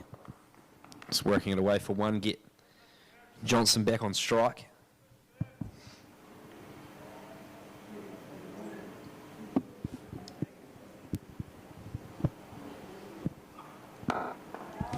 Aggressive Johnston might pick up his first boundary of the game, and he does just so. Slashing Finney and slashing him deep enough. 28 for 1 after 4. The Swans needed that, Peaches. The Swans did, and I think Seti Kike have the opportunity now to bring in Jeremy Smith. He's got the most wickets in this competition so far on 16. I think it's a good opportunity to try and bring him in soon and try and take a couple more wickets. He's got 1 5-wicket bag, and he's got a strike rate of every 9 balls from the look of it.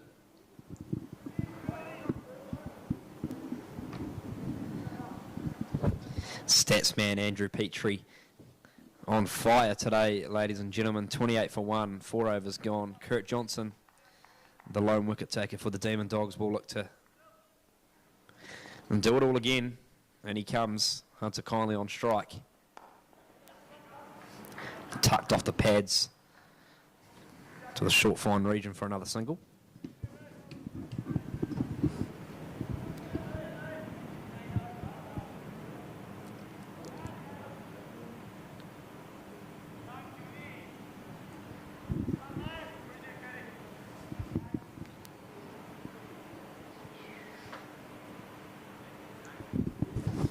Here comes Johnson, into Johnson, full, driven.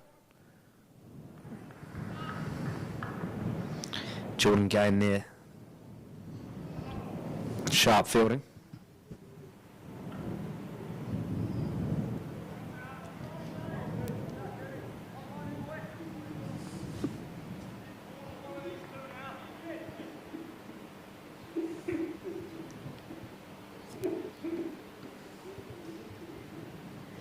Here comes Johnson into Kindly on the back foot. Kindly just shuts up shop.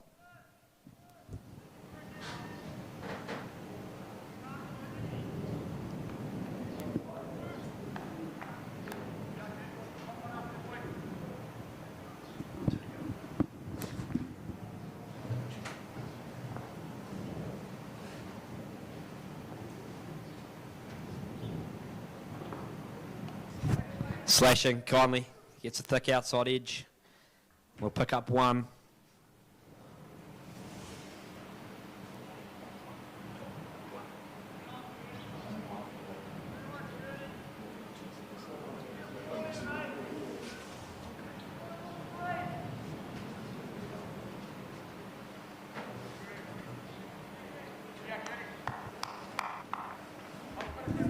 Two to come.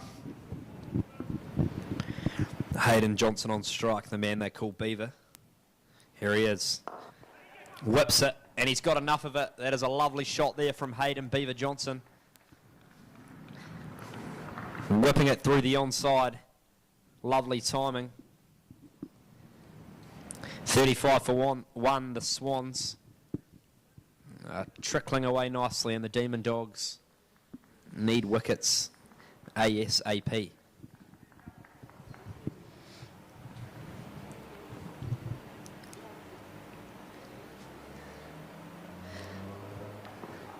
Aggressive. Hayden Johnson's got enough of it. It's onto the embankment. This is impressive stuff. There'll be no fist bumps from Kurt Johnston after that one, because that's a very lovely shot over the white picket fence. And Wills, that's 5 overs gone, so if these clouds do build up and we have rain, we've got a game. NEV in the box seat though. Yeah, I think that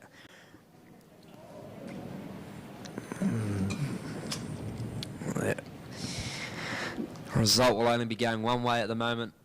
Andrew Petrie, that is the Swans' way. The Demon Dogs, I'd like to know what they were after 5, but they were certainly about 4 or 5 down, so the Swans most definitely in the box seat, and Jeremy Smith,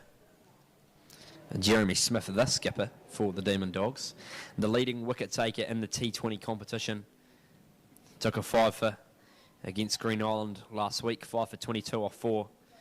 We're going to need to see some more of that magic today to get the Demon Dogs back in this one. He will be bowling to Hunter Kindly.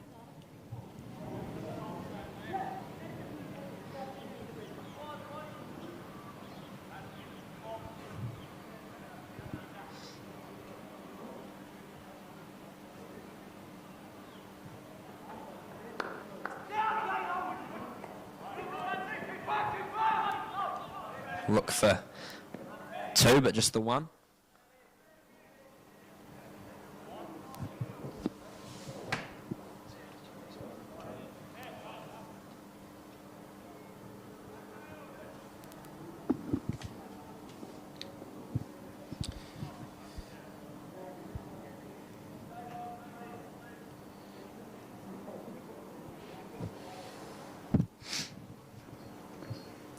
Here comes Smith now. Into Johnston, drives nicely. That is another lovely cricket shot by Hayden Johnston. Doesn't quite have the legs to go all the way, but he's timing them pretty well today as Johnson Andrew Petrie. He sure is, and these Valley boys are just trying to ensure that this game is done and dusted early.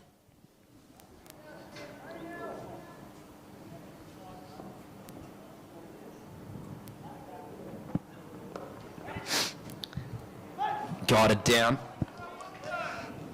Might go all the way. Will it roll? No, Chandrappa grabs it before it crosses the boundary rope, but lovely running. Direct hit. What's the call? Neil Logan Smart, rather. And they run 3. Yeah, not out is the call. Chu was pretty convinced that Kindly was short of his ground.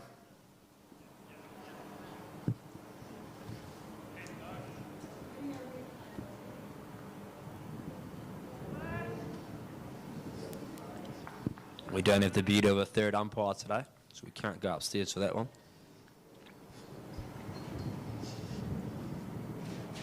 Smith into Kindly.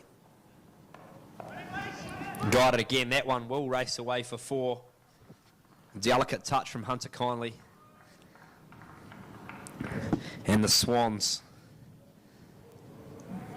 are well and truly in pole position at the moment.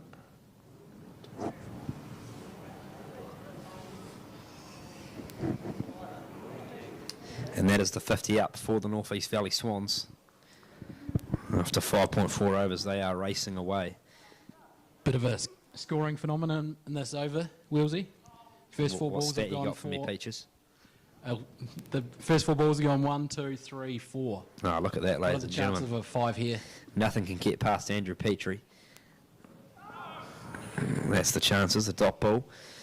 And that will be one to come of Jeremy Smith's over. I guess for the Swans last year, they didn't quite win the final, did they, Peaches? So, in the T20 grades, so they get to come back and reap the rewards this year.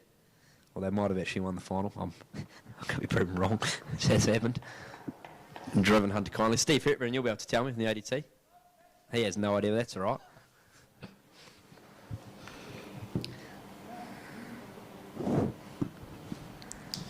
Six overs gone, 52 for 1. You can't cast your mind back a year, Peaches. No, these days a year's a long time. Yeah, correct. They are for me too, actually, at times.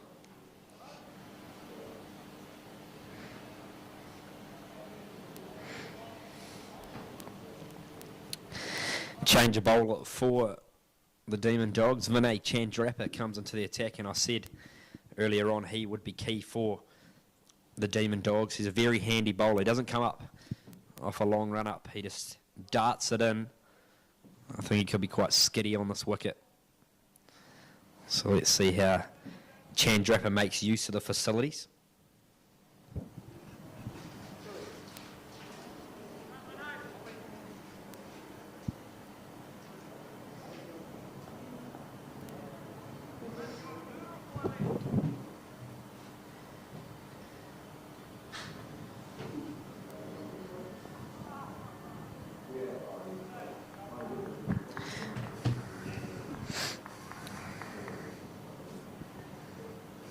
Here he comes, Vinay Chandrappa. Wide. Cut away by Kindly. Deep point.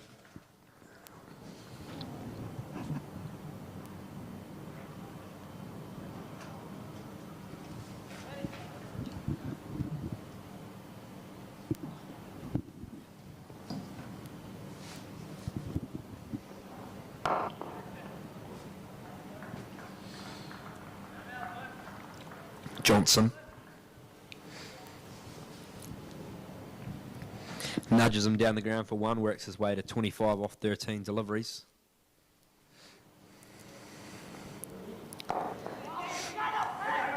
Running here will be sharp.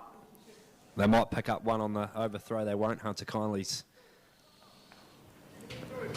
had a slight roly-poly.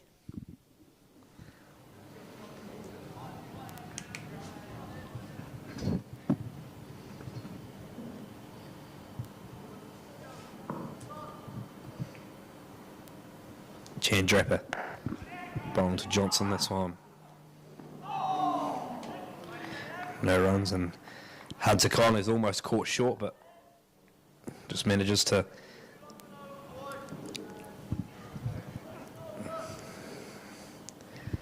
.34-run partnership here, Wills, and I think partnerships are crucial in any game of cricket. A couple more bigger partnerships were what CD needed. Yeah, exactly. I think the only partnership between Finney and what have been Pride was the lone partnership in the CDK innings.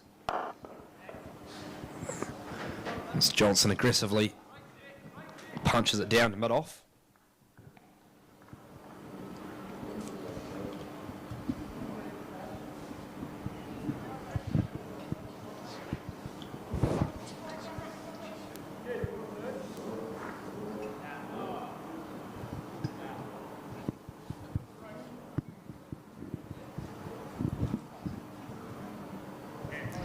Jeremy Smith to continue for the Demon Dogs. 56 for 1 after 7. The Swans cruising.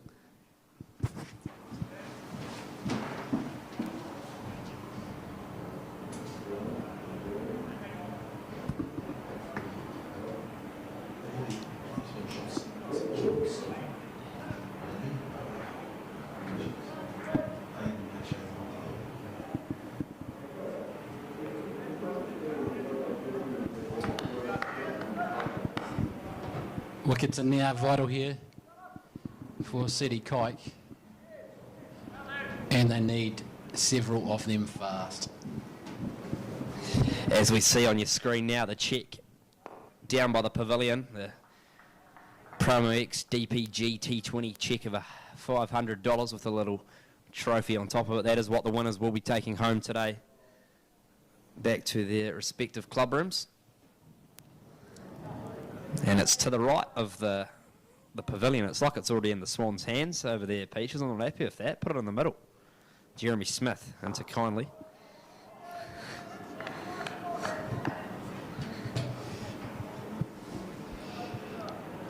Well, I think at this stage it's going to go on that trophy cabinet that North East Valley have with the Bing Harris that's in there at the moment.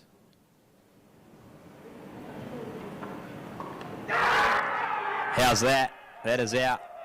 Max Chew's happy with it. Jeremy Smith's happy with it. Hunter Kindly, not so much because he has to depart. 12 off 14 deliveries.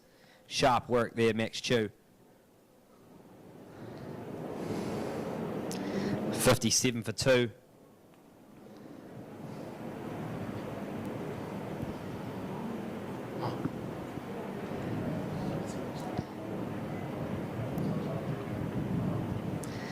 Was caught behind. Max Chew, sharp hands.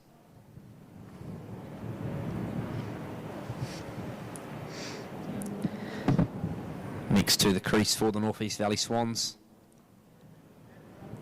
Number 3, Tom Griffin.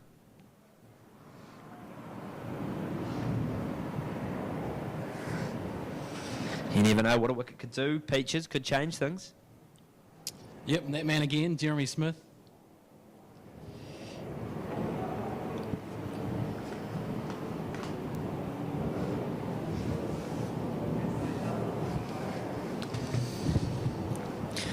Tom Griffin joins Hayden Johnston at the crease. A couple of people on the embankment enjoying the Dunedin sun today. I wish I was out on the embankment peaches. I could be working on my tan. It's not too flash at the moment. I'm always stuck up here in the box. You don't get much UV rays through here.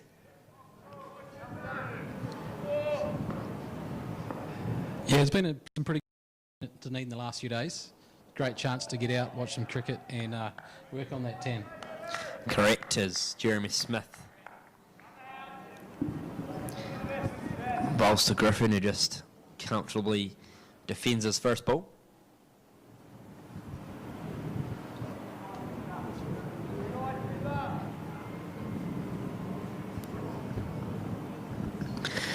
Here comes Smith now to Tom Griffin. Angles the bat to the man at point. Looks like Jordan Gain.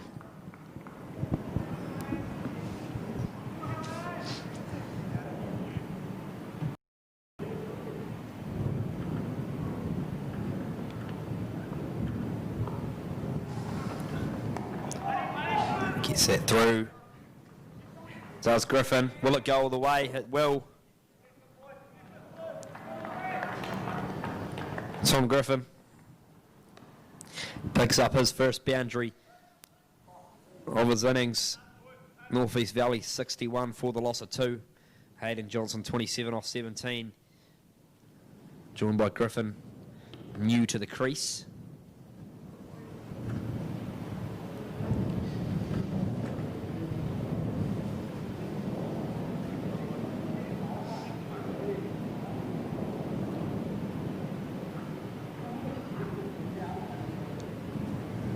Chandrappa to continue from the ODT Media Centre end. Oh, there you go, first ball's shot. Here's Chandrappa. Bowls to Johnston, who just gently drives.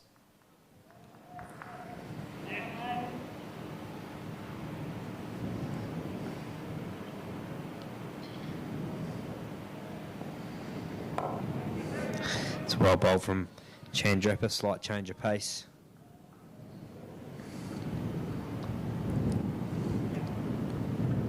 Things are just meandering along here slowly, Willsey. Zeddy Kike needs action.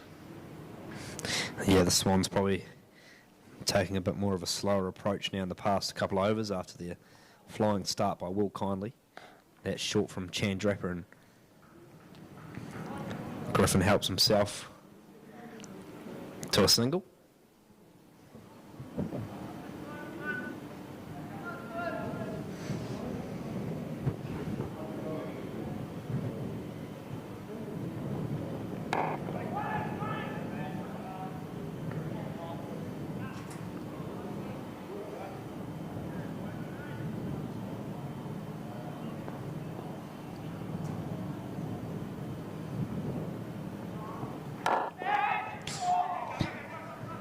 Half chance there.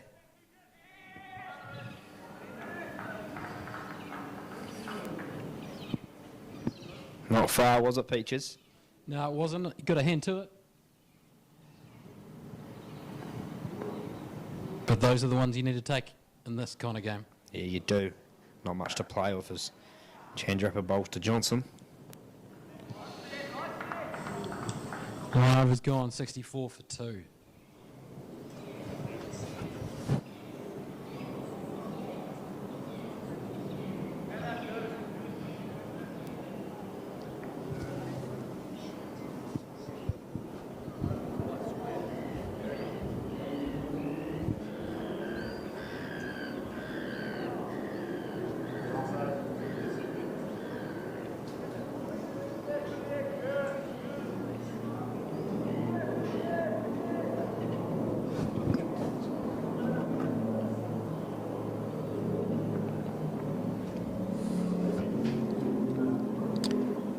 Back into the attack from the media centre end is Kurt Johnston.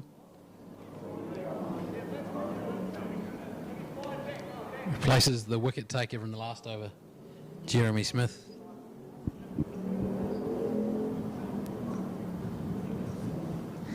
Yeah, change of ends for Kurt Johnston. As here he comes now. Bowling to Tom Griffin, the man with the number 3 on his back for the North East Valley Swans.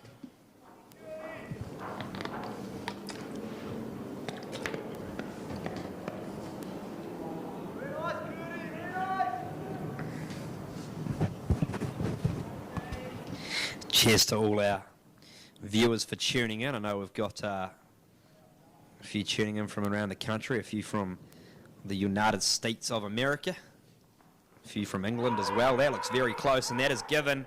He's fallen over Kurt Johnston, but that looked close, and umpire Neil Lowe agreed. Johnson picks up his second wicket.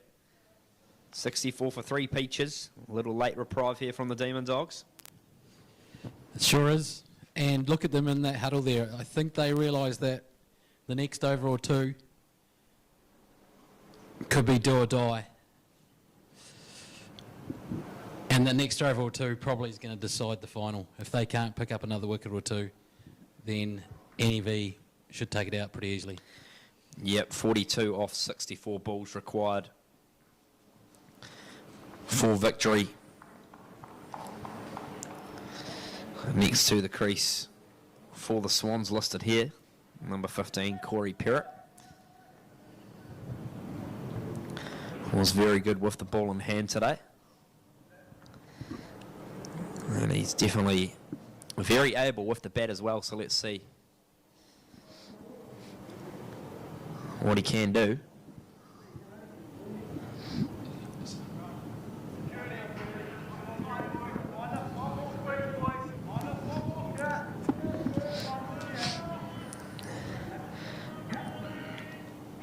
Ninth over here at University of Otago Oval. Kurt Johnston back into a stride, bong to Perrott. That's wide.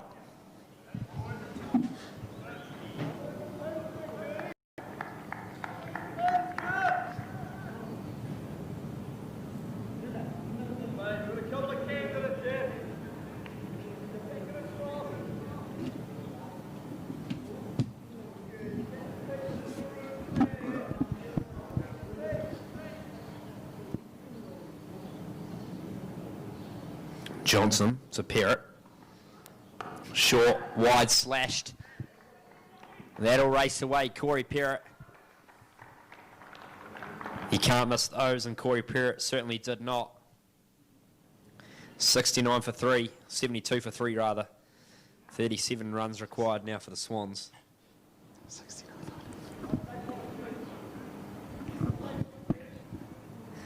Don't know what was going on there in the commentary box.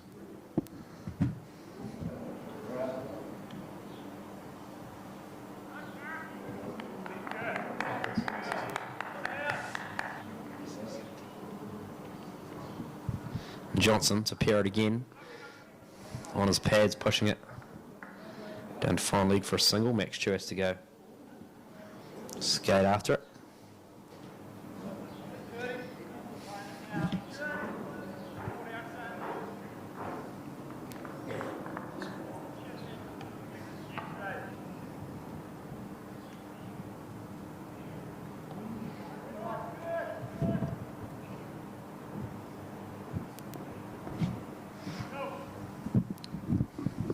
Johnson just making some slight adjustments to the field.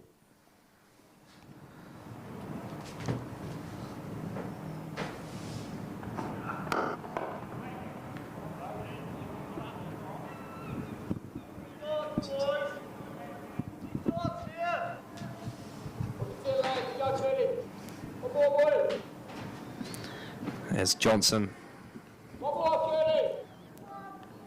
the man in touch at the moment. 28.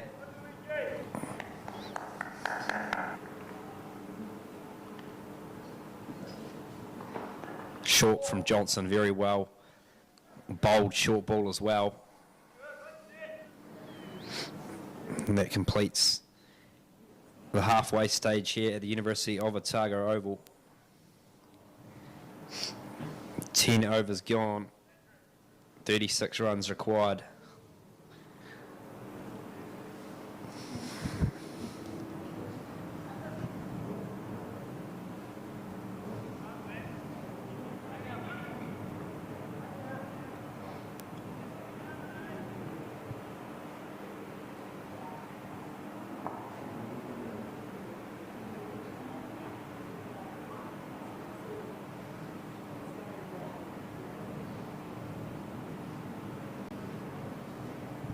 Vinay Chandrappa to continue for the Demon Dogs.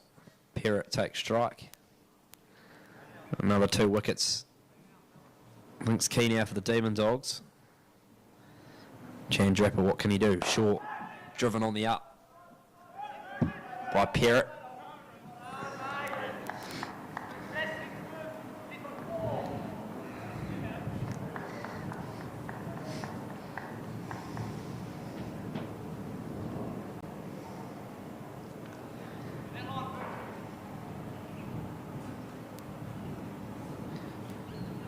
Chandrappa to Hayden Johnston. Or mistimed cue there. Very economical. Chandrappa only going for 4 runs. His economy rate as Johnston charges, looks to make himself some room and squirts it for the 1.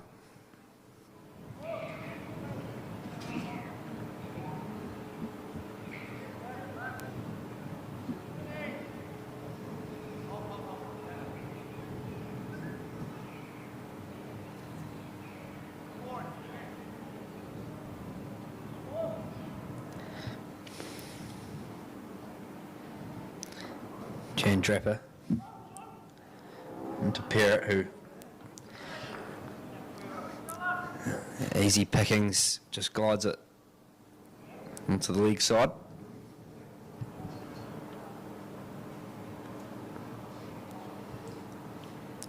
Here's Johnston, drives aggressively as well. Jordan Gain fires it back in. Hayden Johnston 31 off 26 deliveries.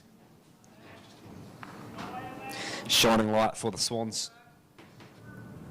Opening the batting with Will Conley, who got them off to a very good start.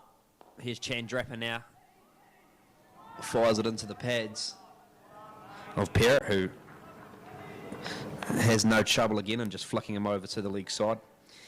Andrew Petrie, I'll bring you back in here now. I guess it shows how important that start from Captain Will Kindly and Hayden Johnston was for the Swans. In that first over, going for 13. A start in T20 cricket is very crucial. Yeah, I think that took the pressure off for the other batters waiting, and it gave them some confidence as well going into the following overs. So 76 for 3, needing another 30 runs off 9 overs. They should do it in a county here, shouldn't they, Wills? They certainly should, but one man that will try to put a halt to that is Paddy Arnold, and he is into the attack for the first time for the Demon Dogs. Talented young bowler as well. The Dunedin Premier competition is oozing with some young upcoming bowlers, and Paddy Arnold's been a consistent performer over the last few seasons, and they need him today to work some magic as he comes into Perrott. Short, slashed away for a single.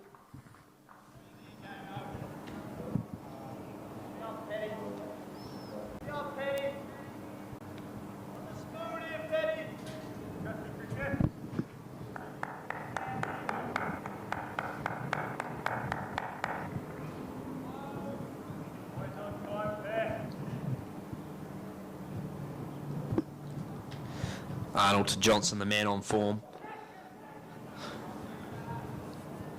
Noodles him down for 1. Hayden Johnston not looking to be as aggressive as he was early on in his innings.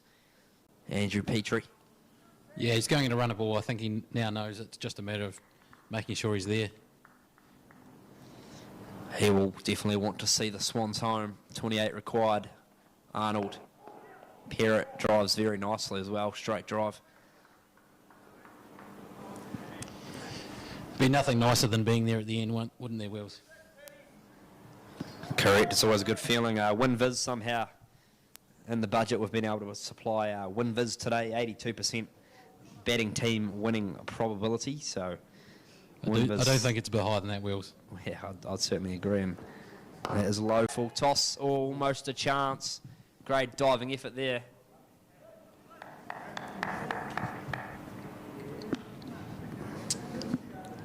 I think it was Josh Finney there.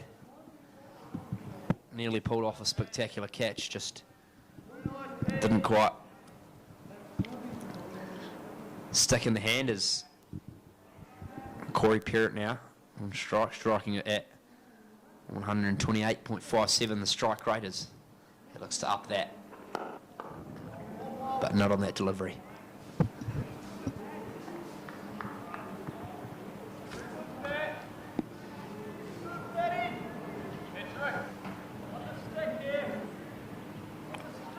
One ball left in the over.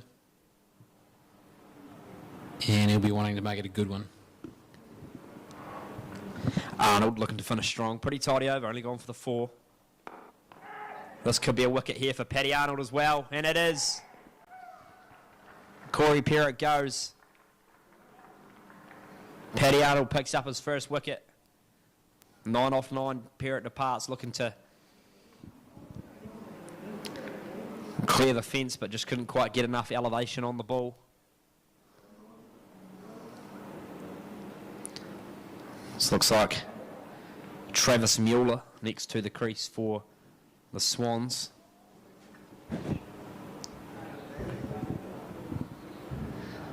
With the Otago Volts lid on his head, he can certainly hold a bat as well as bowl a ball. Good all-rounder, Travis Mueller, so...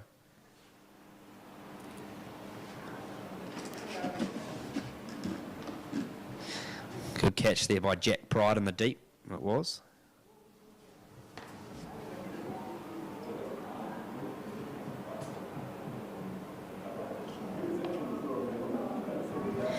$80 for 4 Peaches.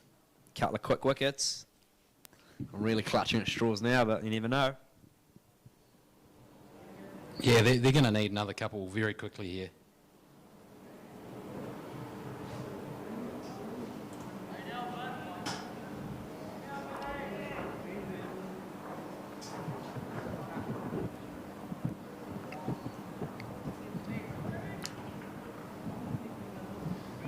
So with the batsman crossing, Travis Miller will be on strike with the change of bowler. Yep, Chan Draper to continue. From the media centre end, he's bowled well, going at 4.33 and over. He'll look to just keep dotting it up. Be interested to see what sort of approach Travis takes here. Then comes Chan Draper, it's wide, and Mueller gets a thick outside edge down to the third man region.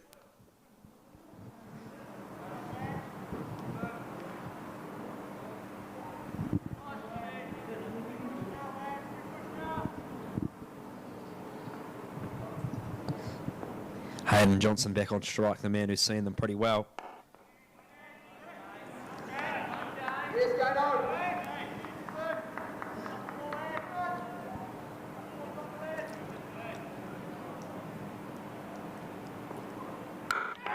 Aggressive from Johnson. I'll push for 2, but no, just the 1 taken.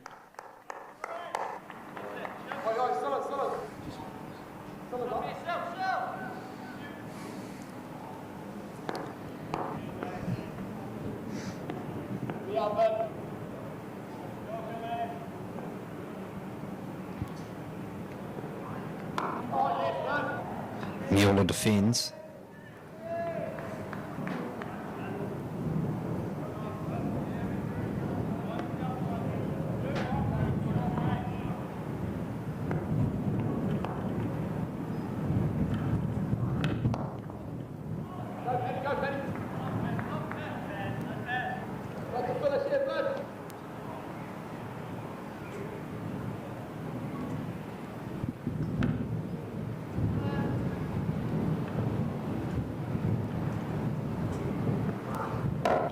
drop it. Johnston, it's I think there was a chance. yeah, looked like a chance there.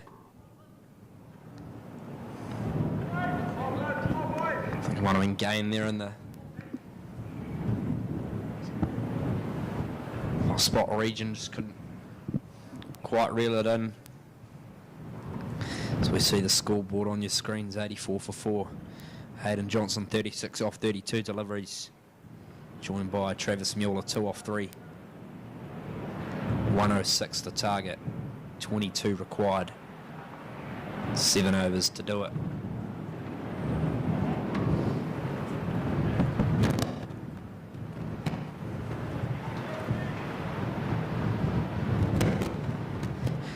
Paddy Arnold to continue.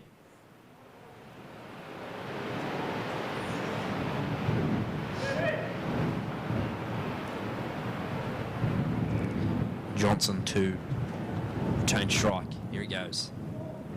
They run it. They have to be quick here. Chu can't quite get to it in time to provide a run-out opportunity. Just a reminder, ladies and gentlemen, obviously this is the T20 Premier Final, but there is still plenty more club cricket happening in Dunedin at the moment. The 50-over competition will continue after this week, and then we have the declaration format, which is your 110-over format, which everybody loves, the test cricket-like atmosphere. And see, this game doesn't contribute to the Bing Harris leaderboard, but CDKR on top of the Bing Harris leaderboard at the moment, which is the winner across all formats. North East Valley, the current holders of the Bing Harris Trophy. The Otago Volts and Sparks will also be back here at the University of Otago Oval on the 6th of February. They will be playing a double header against the Northern Spirit and Northern Knights. The Volts playing on Tuesday up at Pukakuta Park against the Central Stags. Much needing a win to stay in that finals hunt against the Stags, who are one of the red hot teams in the competition.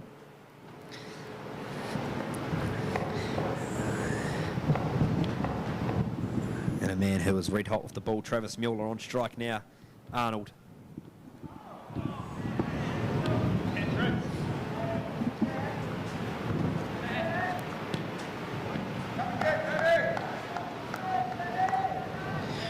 As we see the flags flying in the wind, it's starting to pick up a bit here in Dunedin. The wind just can't quite give you the exact reading,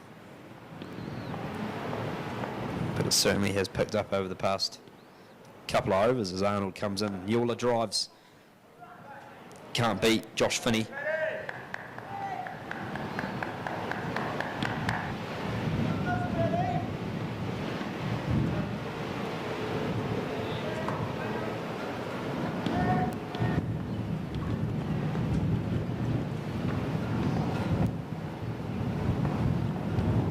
Here comes Paddy Arnold. Mueller. Bat on it.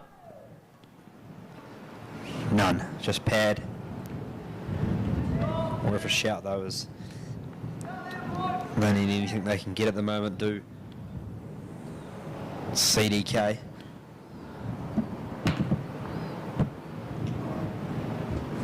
Edging closer towards victory. 21 required. 20 rather. 19.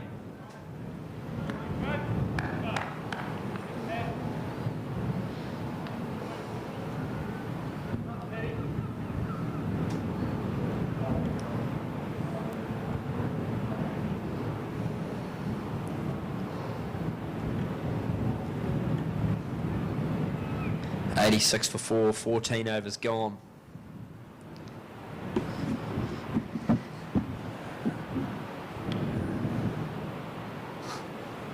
Hayden Johnston at the crease, 37 off 33.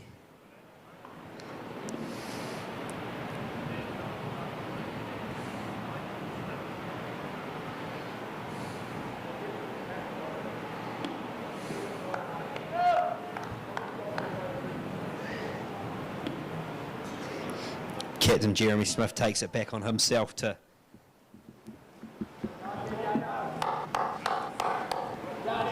get another couple of breakthroughs for the Demon Dogs. They need it, and they need it fast.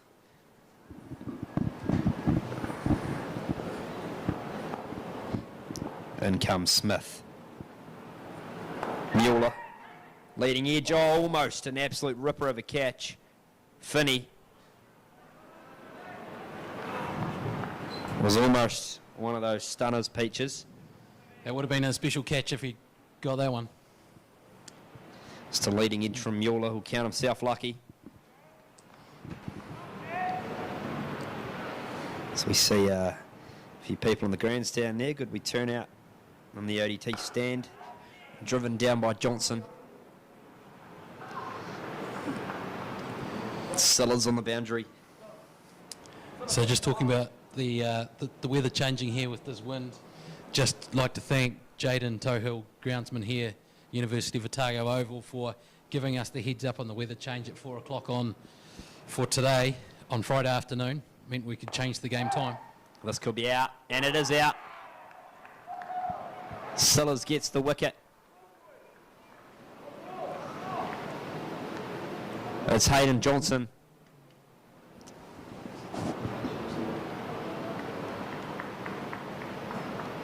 Sorry, rather, it's Mueller that departs. Travis Mueller for the Volts. Of the Volts, rather. 4 off, 10 deliveries. Sellers took the catch.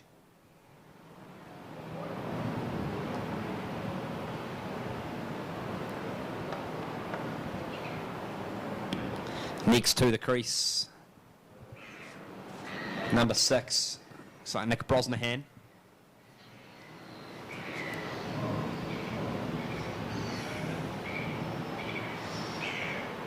He can certainly hold a bat as well. They bat deep.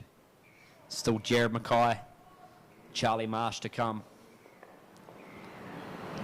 Plenty of batting left for the Swans.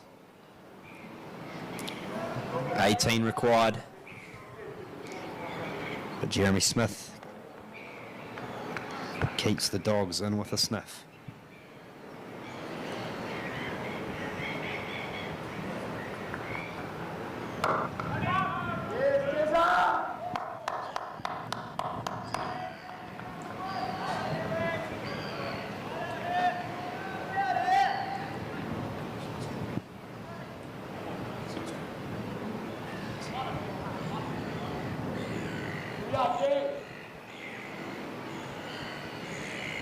Here comes Jeremy Smith to Hayden Johnston. On his pads, dot ball. 3 dots in a row. One more, Jay. You sense, I mean, it's not pressure, but there's a bit of something out there still, Peaches. It's a final, there's something on the line. And I think North East Valley probably feeling a little bit of tension themselves, knowing that they still have just under 20 runs to get. Here comes Jeremy Smith to Hayden Johnston. Whips it long. That'll be a boundary to Hayden Johnston. Lovely shot. Talk about pressure, it's just been released there. Flick off the pads, it was a lovely, well-timed, well-executed. Hayden Johnston moves on to 41.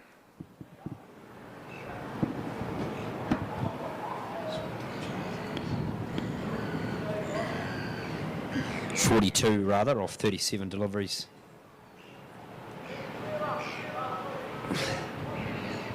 Johnston is on.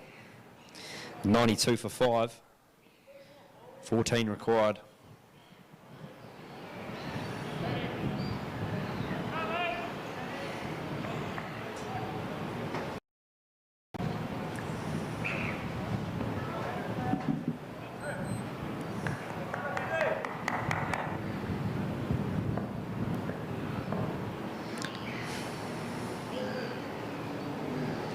Paddy Arnold to continue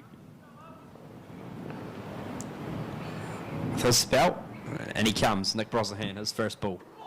Cut through him, almost. Top delivery there, Paddy Arnold.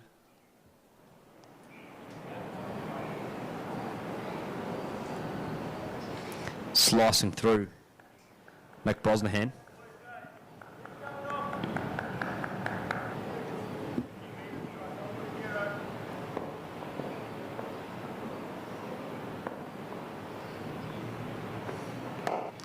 Brosnahan drives, he wants the run. And almost.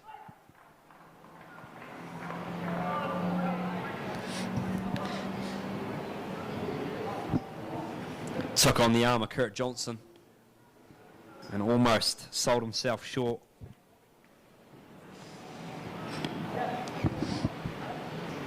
$13 to win.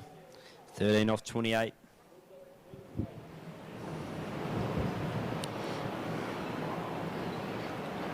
Here comes Arnold into Johnson. Johnson happy to tuck it again. Sillars whips it into Max Chew, the keeper.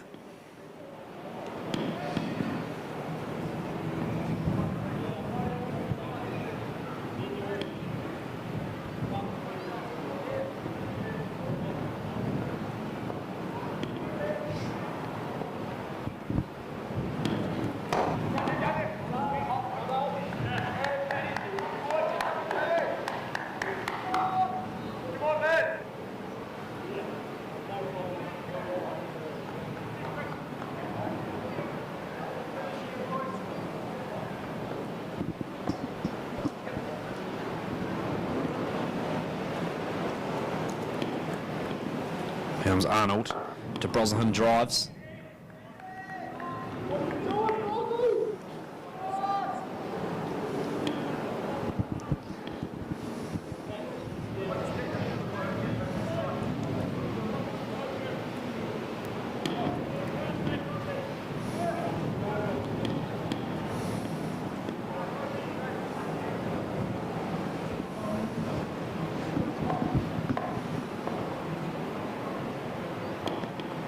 Here comes Arnold to Brosnahan. Drives again.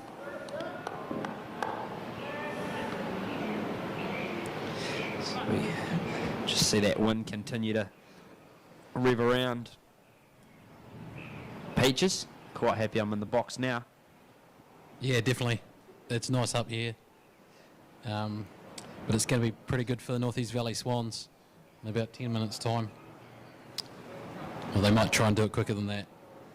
Yeah, 12 off 4 overs required.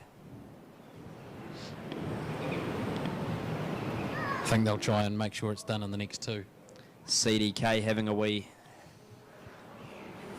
leadership huddle here of the big guns. This is the final, and they are doing everything they can to see if they can snatch victory. Yeah, 2 wickets. I think's the order for the Demon Dogs. I reckon if they pick up 2 wickets, it's going to be more a case of survival for Swans, and Jeremy Smith will continue. The captain will take it upon himself. He's bowled pretty well today, 3 overs, 22 for 2. And here he comes. Johnson drives aggressively. Down to Sillars. They want to pick up 2, but just the 1, and probably a good result there for the Demon Dogs. Get the new man on strike.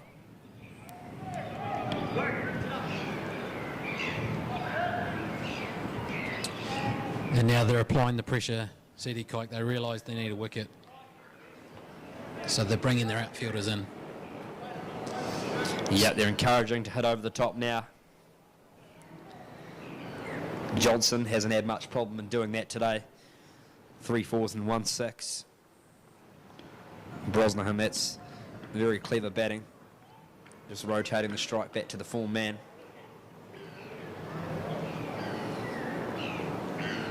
Smart play, Peaches. 10 required, 22 balls. Yeah, very smart play. They can just gather these runs with no risk. Andrew Petrie's first shift in the commentary box today.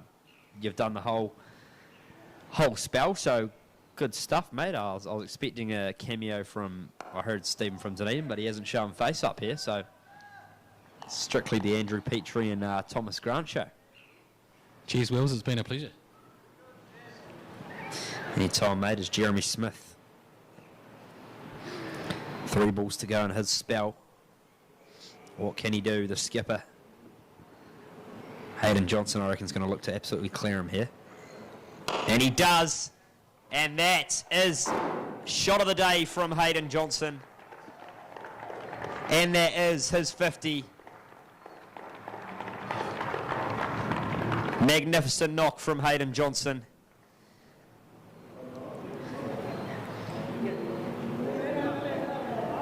And he's just taken that check back to North East Valley. You can confirm that, ladies and gentlemen.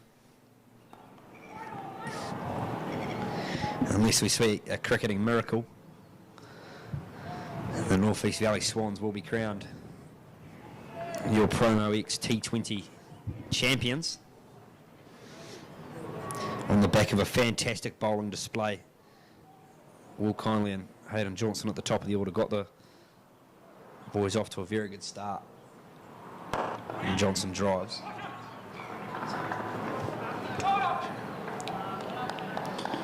Just 3 runs required now.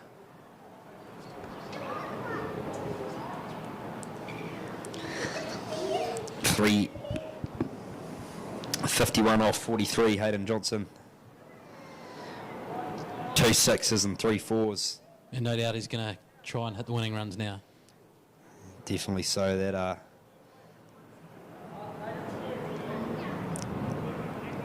That's 6 over the head of Jeremy Smith. Shot of the day for me, Andrew Petrie. Yeah, it was a great shot, that one. Pretty straight.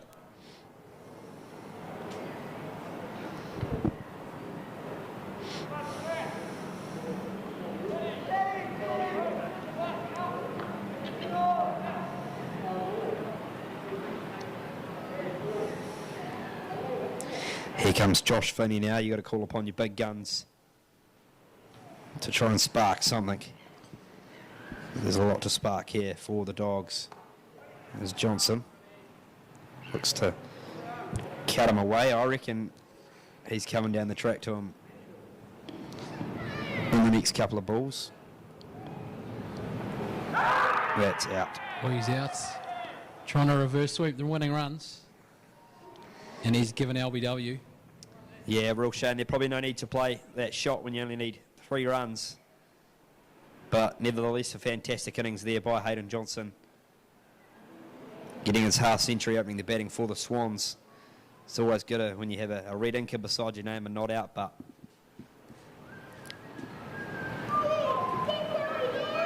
he has confirmed the T20 final nevertheless.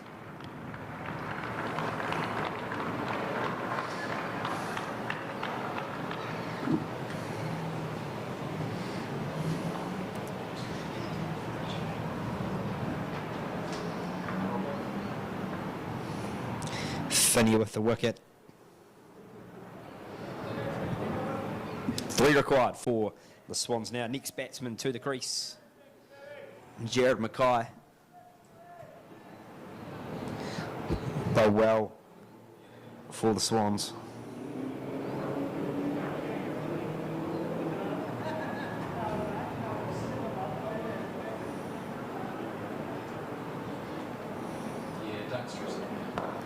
Mackay just defends, prods it down.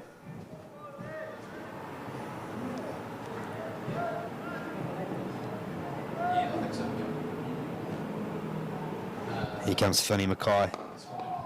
Drives again.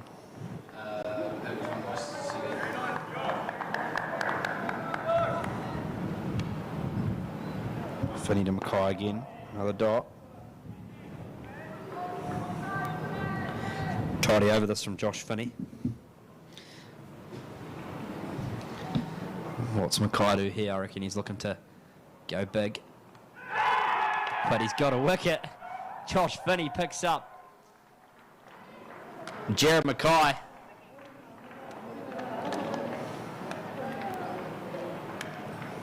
One brings 2. Outstanding stuff from the Volts all-rounder.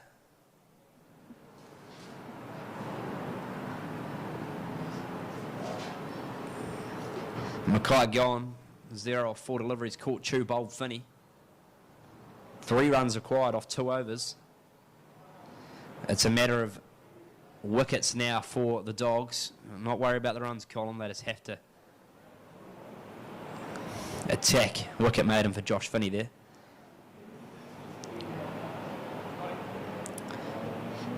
Next to the crease for the Swans, looks like Matt Spicer. Just get confirmation of that for you, ladies and gentlemen. So the Matt Spicer or Blair Donaldson. Blair Donaldson it is, the leggy. Will look to come and finish things off. It's Blair Donaldson and Nick Brosnahan at the crease. And Jeremy Smith to bowl. Could we see a cricketing miracle? What do you reckon, Peaches? The skippers throwing the ball to Kurt Johnston and said, what can you do for me? Yeah, I think it's going to be pretty difficult from here. They've just left their run a little bit too late.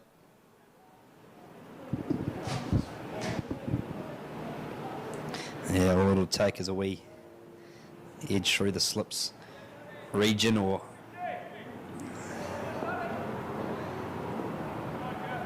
that's what it's been left to. But if Kurt Johnston can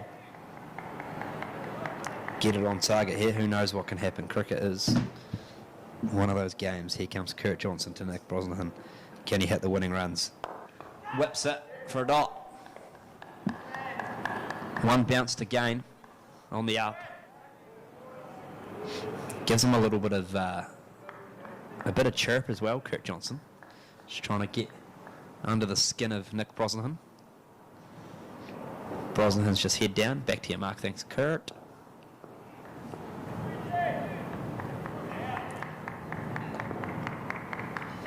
Here comes Johnson now. Brosnahan on strike. Whips hard. They pinch 1. Great running there from the Swans.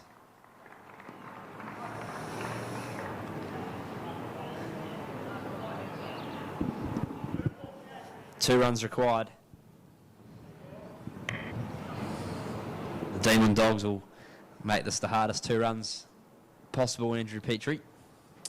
I think they will. They'll rue the fact that they didn't get an extra 20 runs here, but they've continued to fight in the field. Yeah, it's certainly been the case. An extra 10 to 15 could have made it for a very interesting finish, but Donaldson on strike just whips that for 1, and it's down to the lowest digit possible for the Swans to win now. It's just the 1 required. Scores are tied. Get everyone in. Get someone under the lid. Just do it. Get it done, Peaches. Here we go. Can we see Nick Brosnahan hit the winning runs and send the T20 title, the $500 cheque to the North East Valley Club Rooms? Punches it. They run hard. That is the ball game, is it? Neil Lowe says it's not the ball game. And he's out there. And he's 8 out. down. Just to add some more excitement to the finish. Donaldson has to go. And Charlie Marsh comes to the crease. The kid from Ettrick, Central Otago. Hasn't played cricket in quite some time. He's been out with a shoulder operation. Also a very talented young rugby player. But if there's one situation that is built for a human, I'd be throwing it to Charlie Marsh. He is Mr. Cool, calm and collected. He has played a lot of cricket. He'll know what to do here. And I'm touching wood as we speak because that could be one of the all-time great commentators, Chris, Andrew Petrie, but here we go. Are you saying we could have a super over here, Willsy? No, I wouldn't be calling a super over there. Peach, I think, 1 off 8 balls, I think. I wouldn't worry too much about the wickets in hand now. I think Charlie Marsh is a very quick, 2 wickets to go. very quick young athlete. He'll be on his skates. Here's Kurt Johnston, Charlie Marsh on strike. Rocketed down. It's getting a bit tense up here, isn't it, Wills? It's getting close, Peaches. I'm just liking the exciting finish from the Demon Dogs. I thought when the Swans were 57 for 1, we could be all over pretty quickly, but the Demon Dogs have pulled it right back and have showed why they've been a form team in the competition. As Kurt Johnston comes in, Charlie Marsh, can he finish it off? Yes. No. Yes. That's the ball game, ladies and gentlemen. North East Valley Swans are your T20 champions. Outstanding stuff from the Swans. Yeah, great effort from North East Valley. Not in a great position a month or so ago. Have won 5 in a row to get to the final.